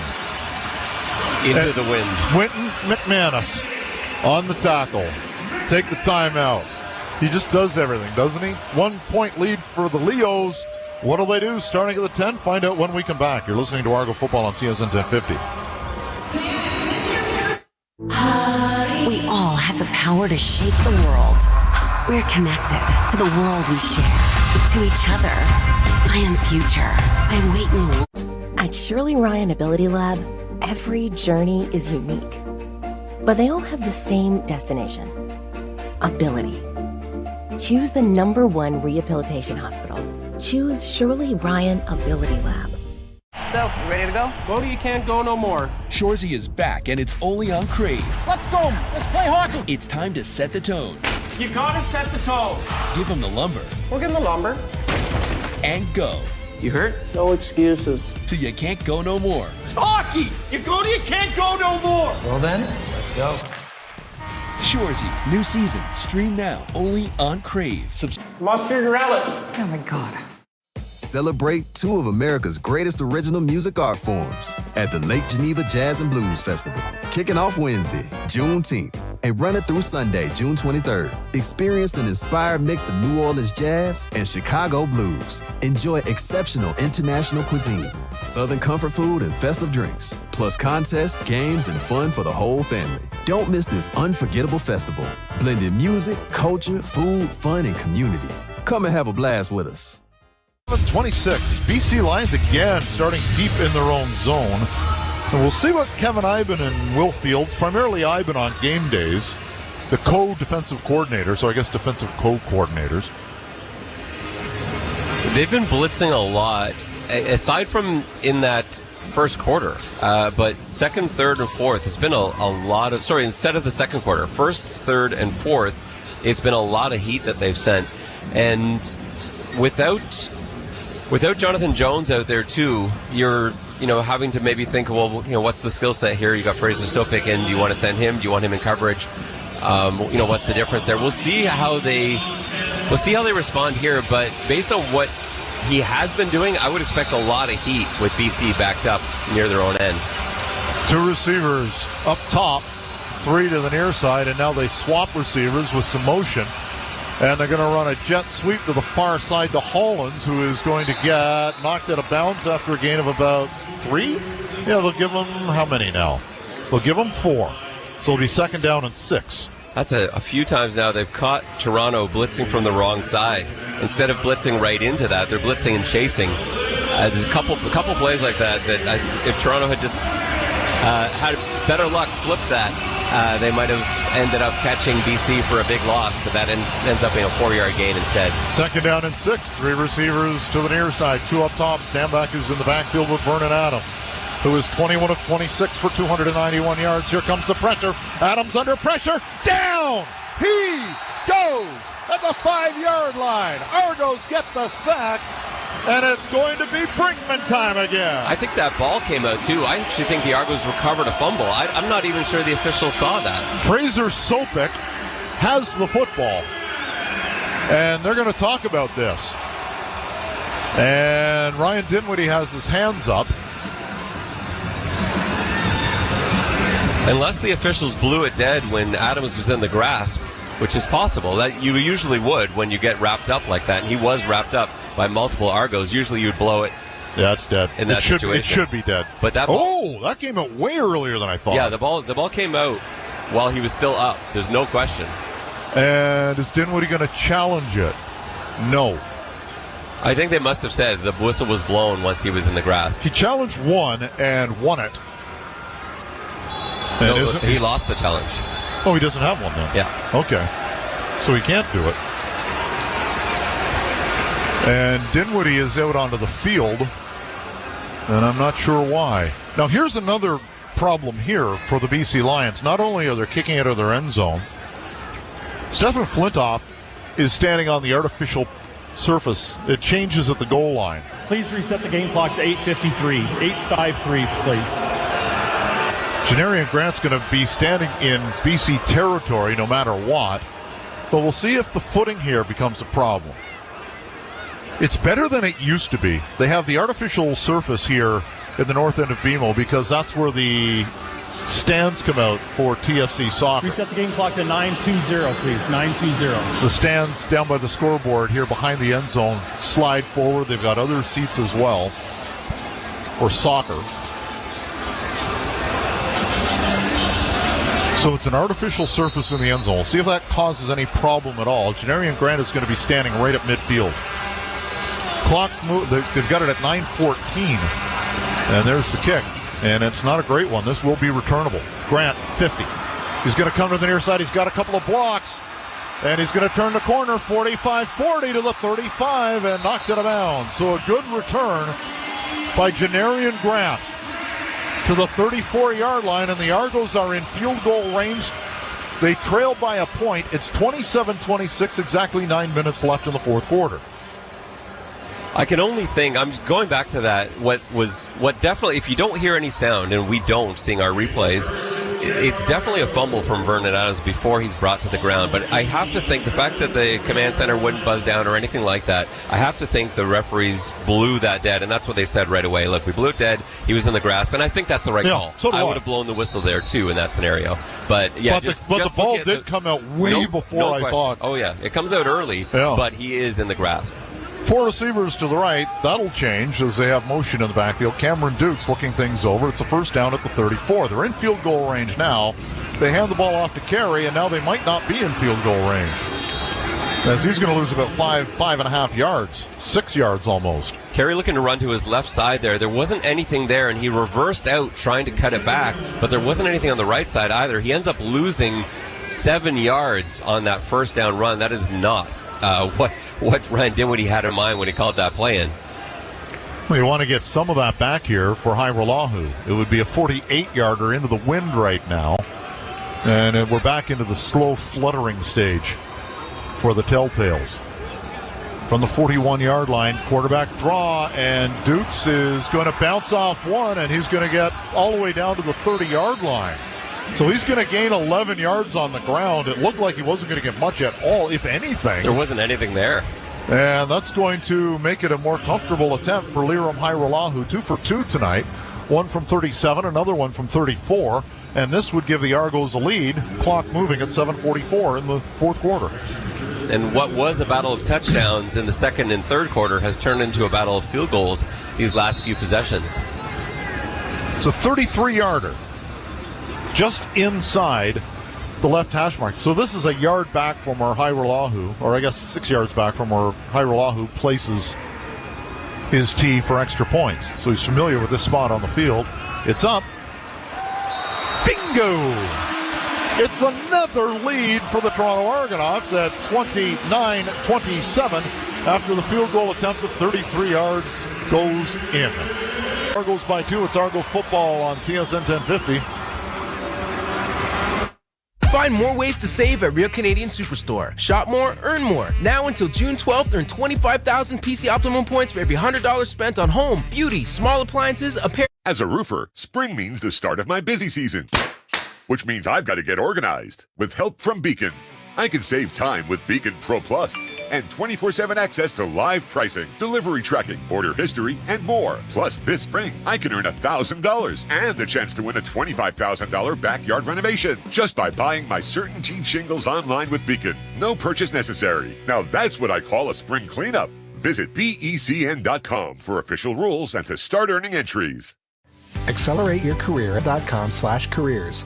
9:27 after the Hyrallahu 33-yarder with 7:14.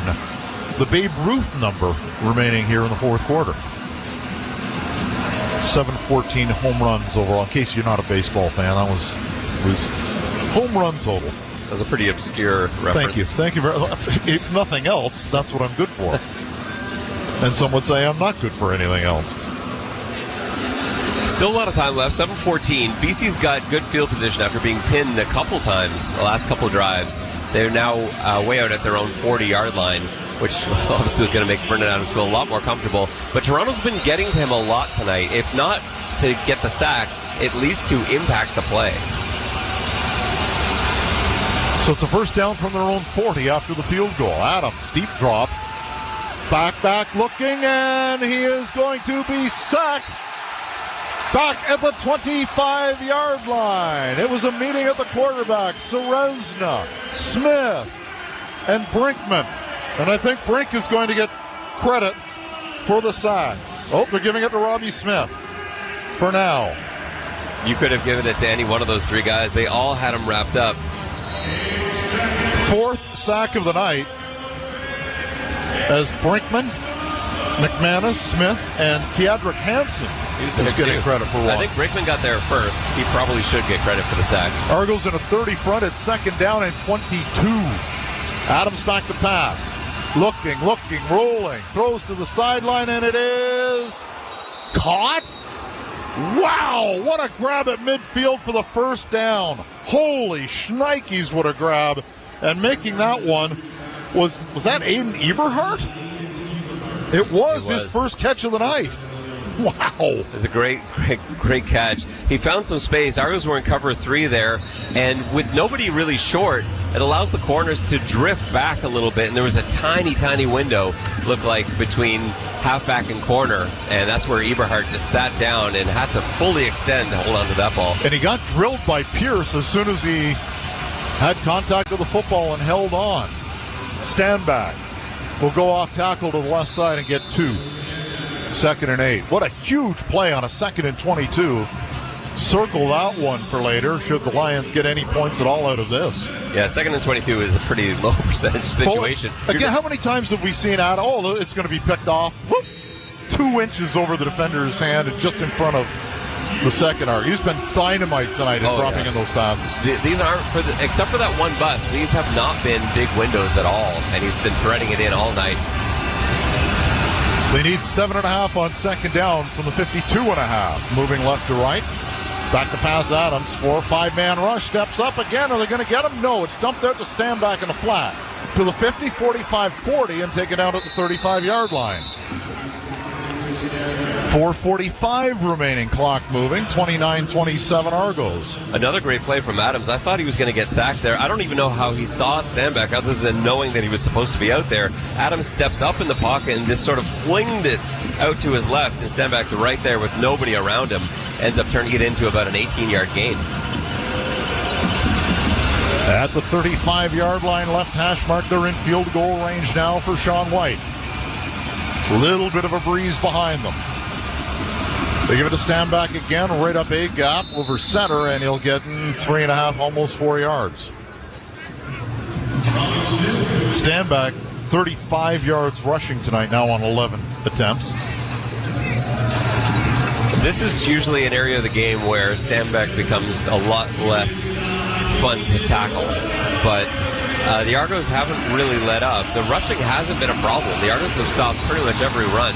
It's those long passes downfield where they're almost there, almost picking it, almost deflecting it, but almost is not good enough. Back to pass. Adams steps up in the pocket, down it again! Ball comes out. Argos didn't get it. I don't think. It is. They did get it on second look, and it's going to be Jordan Williams with the football.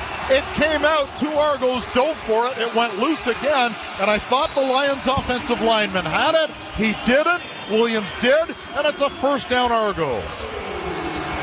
Yeah, the initial Argo there tried to scoop and score, like scoop and take off, and he missed it. And that's where I thought BC might have jumped back on the ball. But it was Jake Serezna who got in there first. He's the one that lodges the ball loose as he's taking down Adams. But he didn't realize the ball came out, so he got up sort of celebrating the sack and then looked back to see that the ball was on the ground. So the forced fumble by Serezna. Previous players under review by the command center. Jordan Williams' celebration. They're going to want to make sure that Vernon Adams didn't have his knee down before that ball came out. It is pretty bang-bang. It's hard to see from the angle that we saw first whether or not the ball was out. So this will be a tough one to overturn unless they get a different angle.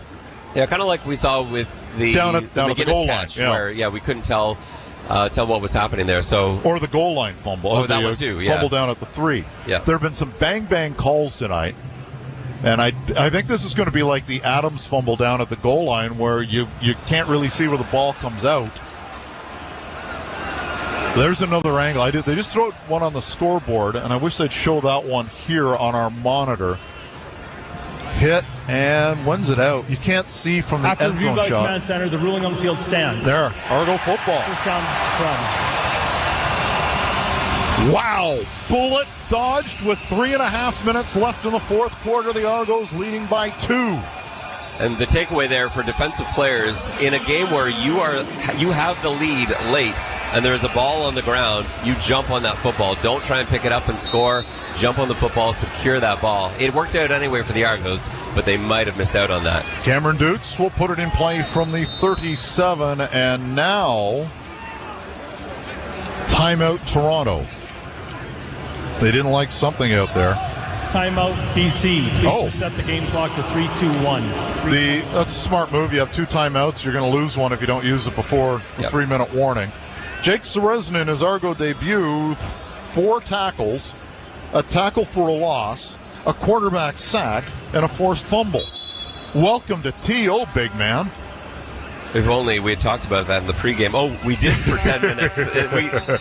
Look at that. Yeah, he's a problem. He is a very good defensive lineman. He can play anywhere, and when you put him next to some of the guys that the Argos have on this D-line, it's an issue. And Vernon Adams and that O-line for BC has had trouble all night. First down for Dukes from the 37-yard line, and they will go ground game. Oh, boy, big collision in the backfield. Yikes. Was that Josh Woods who shot? No, it was the defensive end, Sione Tuhema, who tackled the Argo ball carrier in the backfield.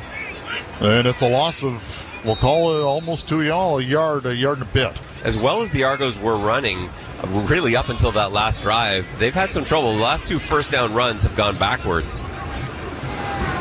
So now the Argos will spread 3 receivers out to the left, 2 to the boundary, to the right, and then 2 to the boundary to the left. Dukes has some time, dumps it off. He's got Kadeem Carey at the 40 to the 45. He'll be 2.5 yards shy of the first down. As we hit the 3-minute warning, it'll be a third down for the Argos. 2:35 is what we have on the clock. Argos by 2. You're listening to Argo Football on TSN 1050. Lately, times have been challenging, with many people facing increased interest rates, inflation, and rising credit card debt. Everyone needs a little help from time to time, but it can be hard to... Life is already full of so many questions. One question you should never have to wonder about is if you're in the right place for your cancer care.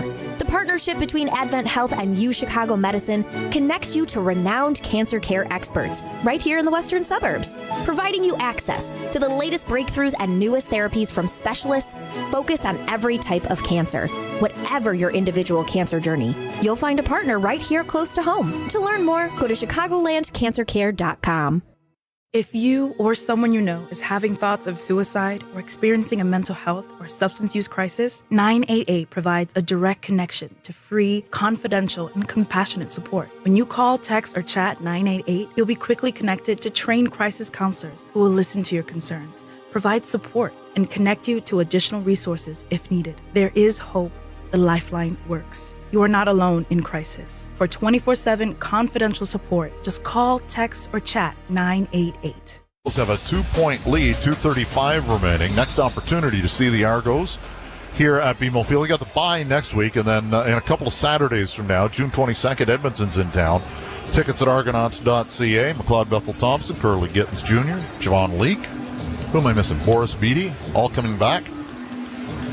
So the Argos will snap it from their own 45-yard line. Haggerty's last punt was a bomb as they let him just rear back and let it go. It was a 58-yard punt. Most of the stuff tonight has either been into a strong wind or he's been trying to corner it deep in BC territory. I think they may just say, Johnny, let her go. And I think BC would be smart here to set up a return, not come after it. They sent everyone last time and didn't really get that close. I think the smart thing here would be count on that booming punt, see if you can set something up with a lot of space. So the clock starts, 2:30 mark, as Haggerty's going to let the clock run down. 12, 11, 10 seconds left on the 22nd. They snap it with 3 left. Boom! Oh, Haggerty got that one. It's over the head and into the end zone. No, it stops at the 1-yard line. Rolls back to the 5, and Williams is brought out of bounds at the 14-yard line. John Haggerty just unloaded on the BC Lions. And they've got a long way to go. We know the field goal range of Sean White is probably 55. I think they'd give him a shot in this situation. Down by 2. I can't believe that punt. I can't believe that didn't go into the end zone, first of all. That wouldn't have been a bad point at this stage. No, so. Actually, I was thinking that. I was thinking, single's not bad here, but then when it died at the 1, I'm like, oh, actually, that's actually pretty good, too. Now, the return, I didn't think he would be able to get 14 yards on that return, mind you. It turned around like a fishhook. Yeah. It went along the 1-yard line and came back out toward the Argos. So, they need about 40 yards, the Lions do. And back to pass is Adams, under pressure, throws it out, and it is blown up at the line of scrimmage. It was a complete pass, but Quentin McManus is a bad man. He makes the tackle at the line of scrimmage at 2nd and 10. McManus is really the only defender left underneath there. Everybody else for Toronto just bailed way out. BC sending all the receivers deep, except one, and McManus was all over him. At the 15-yard line, it's a 2nd down and 10. Be interesting to see if the Lions kick if they do not get the 10 yards here or get relatively close to the first down stick. Adams empties out the backfield. He's got 4 receivers still on the near side. Argos send 4. Rolling. Under pressure, he throws it out of bounds. Did he get it to the line of scrimmage? I don't think he did. This could be a safety because he was right straddling the goal line. That did not make the line of scrimmage. There's so many things to think about here. And there's the flag. And is it in the end zone? This is huge. I think they're going to say it's at the 1. Just where they dropped that flag. What would you prefer? Do you take the 2 points and get the ball, or do you take the 1 and make the punt from the end zone? BC number 3. It's a loss of down. It's 3rd down. Both are good. From the 1-yard line, no safety. Yeah, I think this is better because you're getting the ball already in field goal range. Or you got to go for it. They need 10. They got to get to the 25-yard line. They need 24 yards on this 3rd down attempt. And in comes the dime package. Do you have a quarter package? Do you have a silver dollar package? I don't. 2, 4, 6 DBs along the back end. What I don't like about this is that this is where Vernon Adams has been really good tonight. Yeah. These impossible situations. 2 receivers up top, 3 to the near side. 4 defenders to the near side, and the Argos are going to blitz.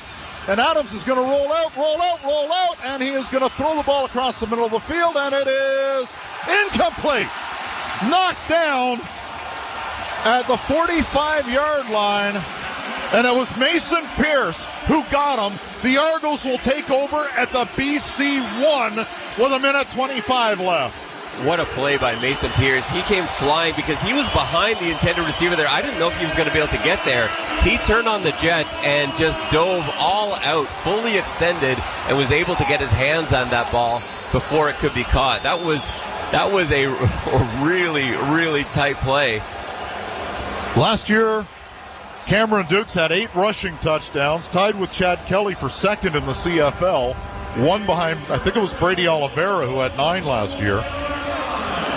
So the Argos have it at the BC 1 with 1:25 left. They lead by 2. A touchdown and a conversion would be, shall we say, really good for the Boatmen.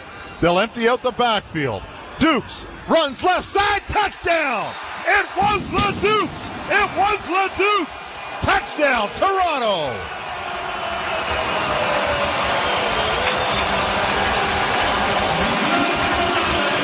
This is among the most exciting, I guess, last few minutes of football that you can have as an Argos fan. And you see the turnaround that the Argos have watched their team go through from trailing by 2 touchdowns early on. It was halfway through the second quarter, and they came storming back. BC fought and clawed their way back too. We've had multiple lead changes, and then that play, that heart-stopping play, Mason Pierce coming over and just deflected the ball before Alex Hollins can catch it. The Argos are going to go for 2 here, which I don't get. You're up by 8. A single point gives you a 2-score lead. Yeah, I don't understand this at all. Dukes, they'll put it in play from the 3. They're going to call a timeout here. I think there was a math mistake on the sideline. Yeah, there might have been. Now they're going to send out the kicking team. Timeout, Toronto. Yeah, this is an obvious kick. You're kicking for a 2-score game, like 8 points. Like BC would love for you to go for 2 here, and that gives them a chance to stay in it because there's no real difference for them between 9 and 10, but 8 is a pretty big difference maker. Now this becomes a really big kick for Hairolahu. Yep. But it's a convert.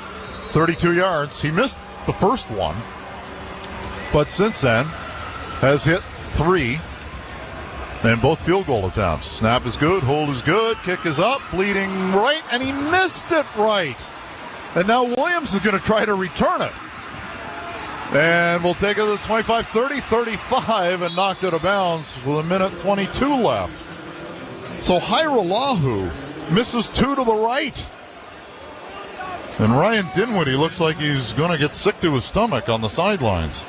Yeah, it's the unfortunate part of that scenario is that it sort of takes a kicker, not to make excuses for Hairolahu, but it does take you out of your routine. You're not thinking you're going in there. Your coaching staff says we're going for 2. They send the offense out there. You're almost icing your own kicker a little bit instead of just running out there and kicking the extra point like you normally would. It was an unfortunate situation. He does. He's got to make it. That's his job. He's got to make that kick. But it was a little different than usual. It wasn't just the same as every other touchdown because it looked like they were going for 2, and then suddenly, nope, Liam get back out there, kick this extra point.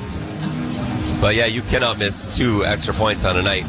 This one into the win, but it's not the same win that we saw in the first quarter. So now, after the touchdown, the Argos will have to kick off from their own 30-yard line. BC has 1:22. They need a touchdown and a 2-point conversion, or the Argos are going to win this game. But you put the ball back in the hands of big play VA, who has 340 yards passing tonight, 24 of 30. He's been excellent despite being under pressure all night. The Argos have been after him on every dropback, and he's found a way to escape multiple times and make tremendous throws both on the run and as he's getting hit.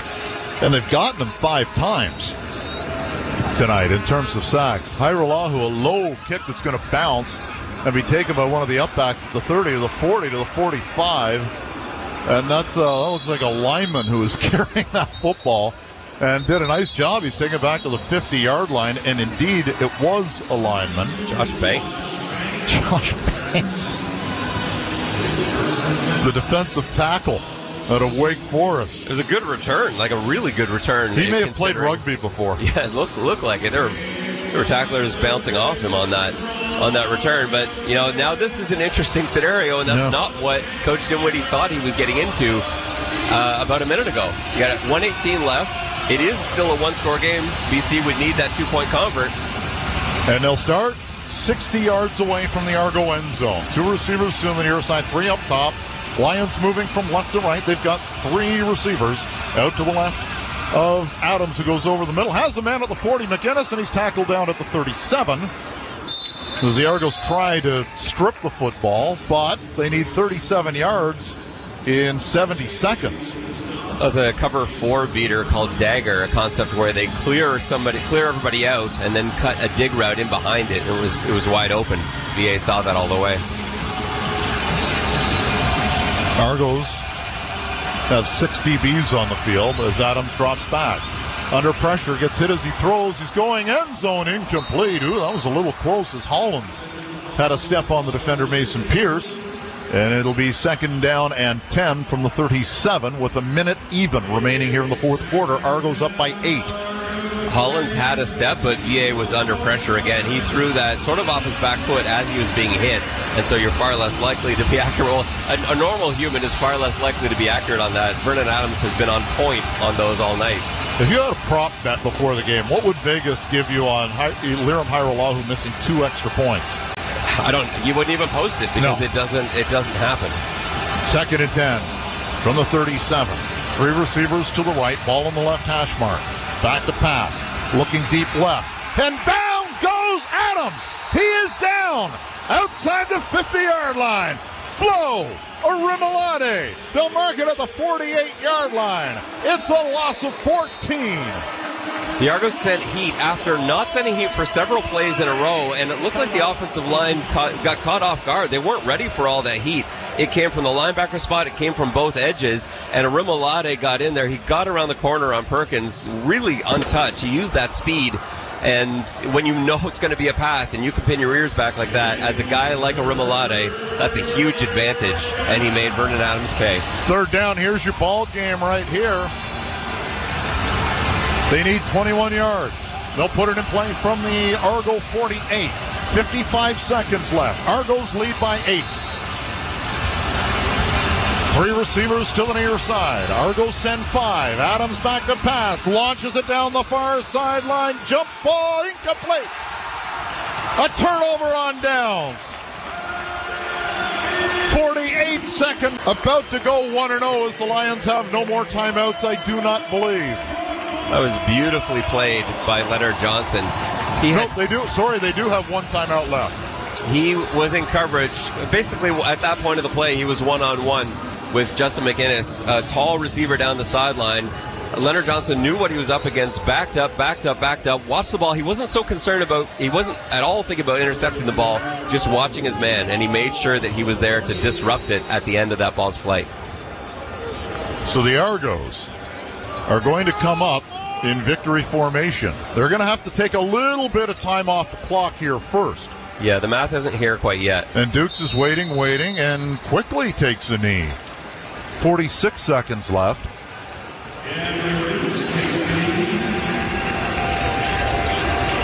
This is that's BC has 1 timeout left. Yeah. So they'll wait until 2nd down. 46 seconds left. So the Argos can run this down to 27 before they snap it.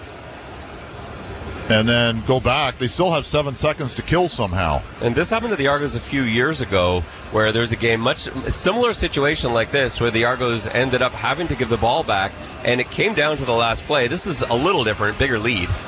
They snap it with 1 and take a knee. And is the scoreboard wrong?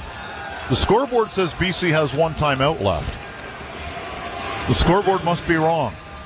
That's the only thing I can think. But you're still, even so, you're going to end up having 1 more play here with 5 seconds to go. It's 3rd down. They lead by 8. And you may see, watch what they're going to do here. I've seen them work this in practice. Cameron Dukes is going to snap it. There's 10 seconds left on the game clock, on the play clock, 11. There's a 4-second difference. Dukes is going to take the snap, turn around and throw it back to the receiver back at the 20-yard line. who is going to watch the clock hit 0 and take a knee. Deshaun Brissett, take the knee, Deshaun. Game is over. Argonauts are going to win this one. The Argos work on that play often, and I have not seen them be able to use it in the regular season. It's situational. It's what you do in training camp, and it pays off here. And a team that that was losing by 14 points in the second quarter comes back and beats the team that most observers have chosen to win the Grey Cup, and they've beaten them by 8 points. And Ryan Dinwiddie is 4-0 in home openers with 4 different quarterbacks, and 2 of those were huge tests as well. You got to hand it to Coach Dinwiddie. You got to hand it to Cameron Dukes playing a heck of a game. I don't know about Dejon Brissett's rushing numbers after that last play, but everywhere else looks pretty good on the scoreboard for the Toronto Argonauts. This is a huge win. It was a really big test, a tough test for a quarterback making their first. It's not their first start, but Cameron Dukes' first real important start. He started 2 games last year in time that didn't really matter. Wins and losses didn't matter at that point. This one really did. What a test for the Argos, and to come out on top, winning by 8 points. Not a perfect game. They made mistakes, but Cameron Dukes, all in all, if you could get this kind of performance from Cameron Dukes, you would take it against anybody, but especially the BC Lions. 21 of 27. Let me get the calculator up here because there's no way I'm doing this one in my head. That is good for 78% completion rate, 254 yards, 3 touchdowns. He had a rushing touchdown, no interceptions. He had the bad fumble that ended up in the Argo end zone. And the guy who was sitting in front of us, the first Dukes custom-made jersey we have seen tonight this season at BMO Field, is going home happy, as are Argo fans. 35-27.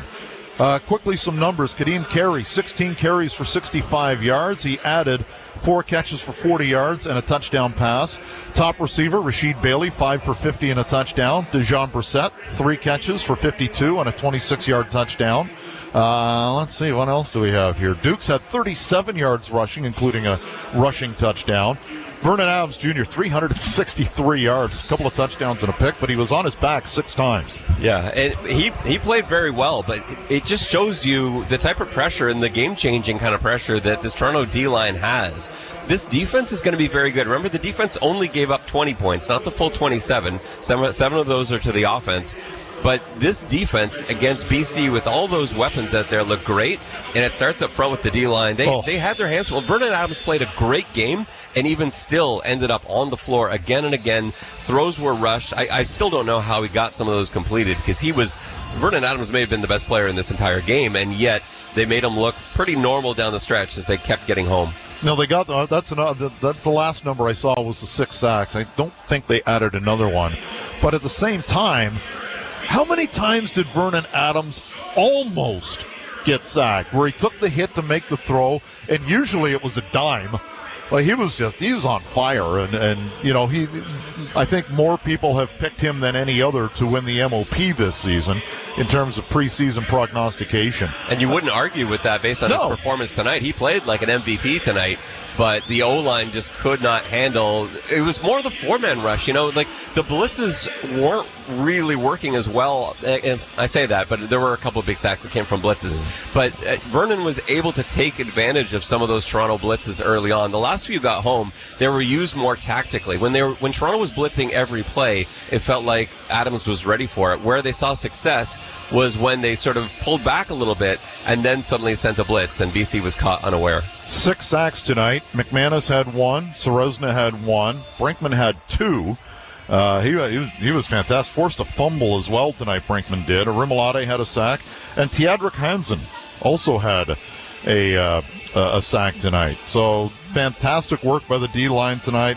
Serezna had a tackle for loss. Moget had a tackle for loss. Arimolade had a tackle for loss. They had the turnover on downs twice. One led to a touchdown. How big was that stop on 3rd down? It gave Dukes the touchdown that ended up being the margin of victory. Yeah, that was a huge knockdown by Mason Pierce. That appears on the stat sheet too as a knockdown, but that's a much bigger number than you would normally say for a knockdown. That was game-changing because Hollins was there. He was coming across. That would have been about a 40-yard completion on the sideline, and at that point, we were just talking about a one-score. Well, it was less than a one-score game at that point.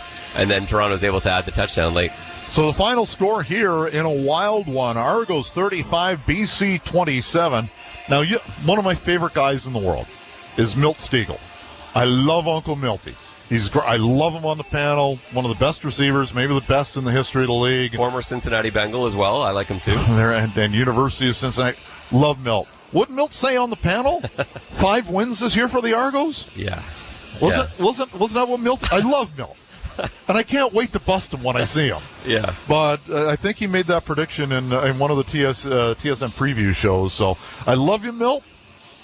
But if we're only going to get 5, there's 1. This did not look like a team that's only going to get 5 wins. They take you on the BC. Like, the BC Lions are going to be there in the end. This is a good question. BC team, and they're playing for a lot. They know they're hosting the Grey Cup, obviously. I would not be surprised in the least to see them come out of the West. The Toronto Argonauts gave them all they could handle today with a number of key guys making first important starts. You got, guys on the corner. You got the quarterback. This was a game that, the odds makers said it when they set this as a touchdown game to start. Yeah. And that's, really on paper what it should have been. But anyone that's been around this team, anyone that's seen this team play at practice in preseason, the caliber of players they've got along the offensive line, on that defense. And Cameron Dukes was put in a good situation here to have the protection he had, to have the running game he had supporting him.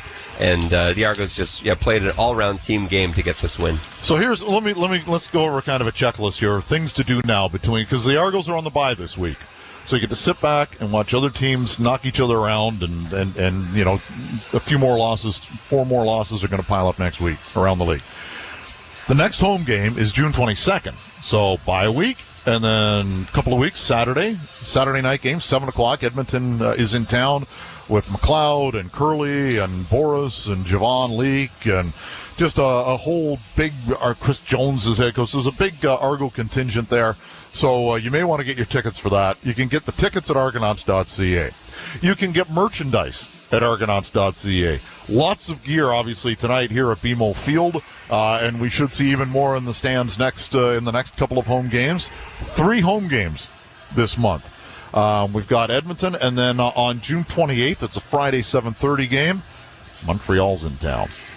Yeah, that's going to be fireworks, too. So there's a little bit of payback on the Argos' minds for that one after the Eastern Final a year ago. And we're going to make an announcement this week. There's going to be a ceremony at halftime that's multi-tiered. So we'll make that announcement this week. I'll give you a clue. A former Argo, one of the all-time greats, will become the 27th all-time Argo. How's that? Wow. That's going to come up. Wow, that is a great tease. Yeah, so we'll make that announcement probably Wednesday. I think we're going to go with that. Written content, Argonauts.ca. Go and find all your stories. Keep track and find out about some of your favorite players. And I want to give a tip of the hat to our social media team. Aiden Miller, top of the list. A week or 2 ago, the Argos moved into first place in the CFL in Instagram followers.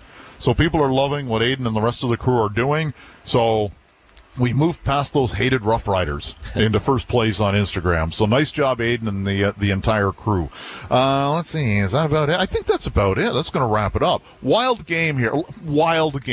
It was. I'm exhausted. You're just emotionally going through that. Your podcast on X's and Argos partner, JB, put it beautifully about the fourth quarter of the Grey Cup when he said that quarter was drunk.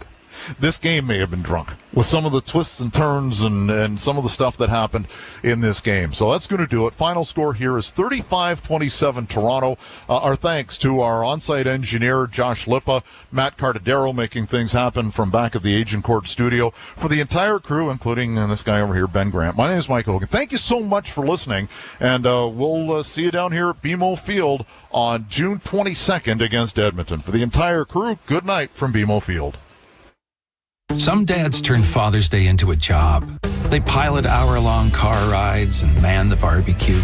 They run the show and they should just relax. Life is already full of so many questions. One question you should never have to wonder about is if you're in the right place for your cancer care. The partnership between Advent Health and UChicago Medicine connects you to renowned cancer care experts right here in the western suburbs, providing you access to the latest breakthroughs and newest therapies from specialists focused on every type of cancer. Whatever your individual cancer journey, you'll find a partner right here close to home. To learn more, go to chicagolandcancercare.com. Smoothie King's new lemonade lineup is here. Lemonade, lemonade, the Smoothie King way. Try a strawberry guava lemonade SK refresher. Over ice. A power up in a cup. Energize. Or a blueberry lemonade smoothie. Blend it up in your cup. Made with real fruit, real juice for a real sippin' good summer. Yum, yum, gotta get some. Smoothie King's new lemonade lineup, all for a limited time. Who's thirsty? At Shirley Ryan Ability Lab, every journey is unique. From learning to walk again after a spinal cord injury, to learning to speak again after a stroke. But they all have the same destination: ability. Choose the #1 rehabilitation hospital, the one with the most advanced treatments, the brightest experts, and the most referrals for the toughest cases. Choose Shirley Ryan Ability Lab. If you or someone you know is having thoughts of suicide or experiencing a mental health or substance use crisis, 988 provides direct connection to free, confidential, and compassionate support. When you call, text, or chat 988, you'll be quickly connected to trained crisis counselors who will listen to your concerns, provide support, and connect you to additional resources if needed. There is hope. The Lifeline works. You are not alone in crisis. For 24/7 confidential support, just call, text, or chat 988.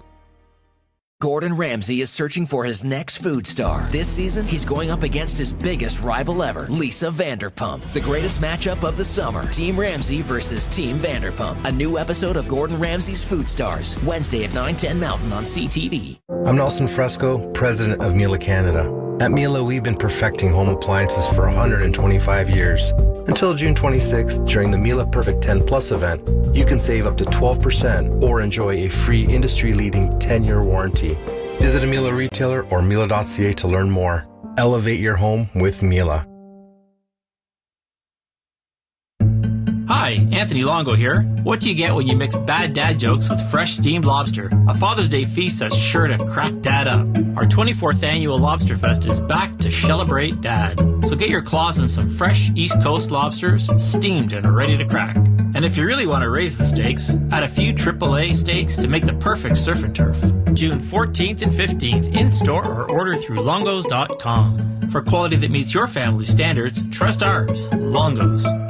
When you buy 2 pairs of glasses for $149 at Specsavers and choose sunglasses as your second pair, we'll upgrade you to polarized lenses for free, saving you $120. And polarized lenses are way more fun. Not only do they provide full UV protection, they also filter out reflective glare, which makes them a great choice if you like hiking, biking, boating, driving, skiing, golfing. You know, all the fun stuff. Get free polarized lenses with your second pair. Only available for a limited time. Conditions apply. Visit Specsavers.ca for details. Hi, Catherine here from Speedy Glass. Your windshield is cracked? You can't drive around with that. Luckily, at Speedy Glass, our certified technicians are always ready to go. With the proven techniques and cutting-edge tools we use to replace your windshield, we'll have you safely back on the road in no time. Plus, thanks to our expertise, our work is guaranteed for life. When it comes to your windshield, trust our 75 years of dedicated experts. Book your appointment today at speedyglass.ca. Details and conditions at speedyglass.ca. This ad isn't funny or overly clever. There's no jingle, witty banter, or talk of some sort. At Shirley Ryan Ability Lab, every journey is unique. But they all have the same destination: ability. Choose the #1 rehabilitation hospital. Choose Shirley Ryan Ability Lab. Meet the Bed by Thuma, the perfect platform bed frame. Thoughtfully handcrafted from upcycled wood, the bed is strong, backed by a lifetime warranty, and ships directly to your door. Assembly takes 5 minutes, no tools needed. To get $25 towards the bed, go to thuma.co. That's THUMA.co to receive $25 off your purchase of the bed. Shop the bed at thuma.co. Life is already full of so many questions. One question you should never have to wonder about is if you're in the right place for your cancer care. The partnership between Advent Health and U Chicago Medicine connects you to renowned cancer care experts right here in the western suburbs, providing you access to the latest breakthroughs and newest therapies from specialists focused on every type of cancer. Whatever your individual cancer journey, you'll find a partner right here close to home. To learn more, go to chicagolandcancercare.com. Sometimes finding true love can be like looking for a needle in a haystack. A new episode of CTV's hit matchmaking show, Farming for Love, starts Wednesday at 10, 8 Mountain on CTV. About Kyrie going back to the NBA Finals. So fucking happy and so proud and to watch him and continue his growth or whatever the case may be. And at the same time, I'm so fucking mad at the same time that So I'm like, I just remember those times. To have a guy like Kyrie Irving as the ultimate wild card, it's like having a draw four in your hand every time someone deals you cards in Uno. Like every single time, he's the most gifted player the NBA has ever seen. He has the best gifts I've ever seen of any NBA player. I've never seen a guy in my NBA life that feels better at times shooting with his offhand than he does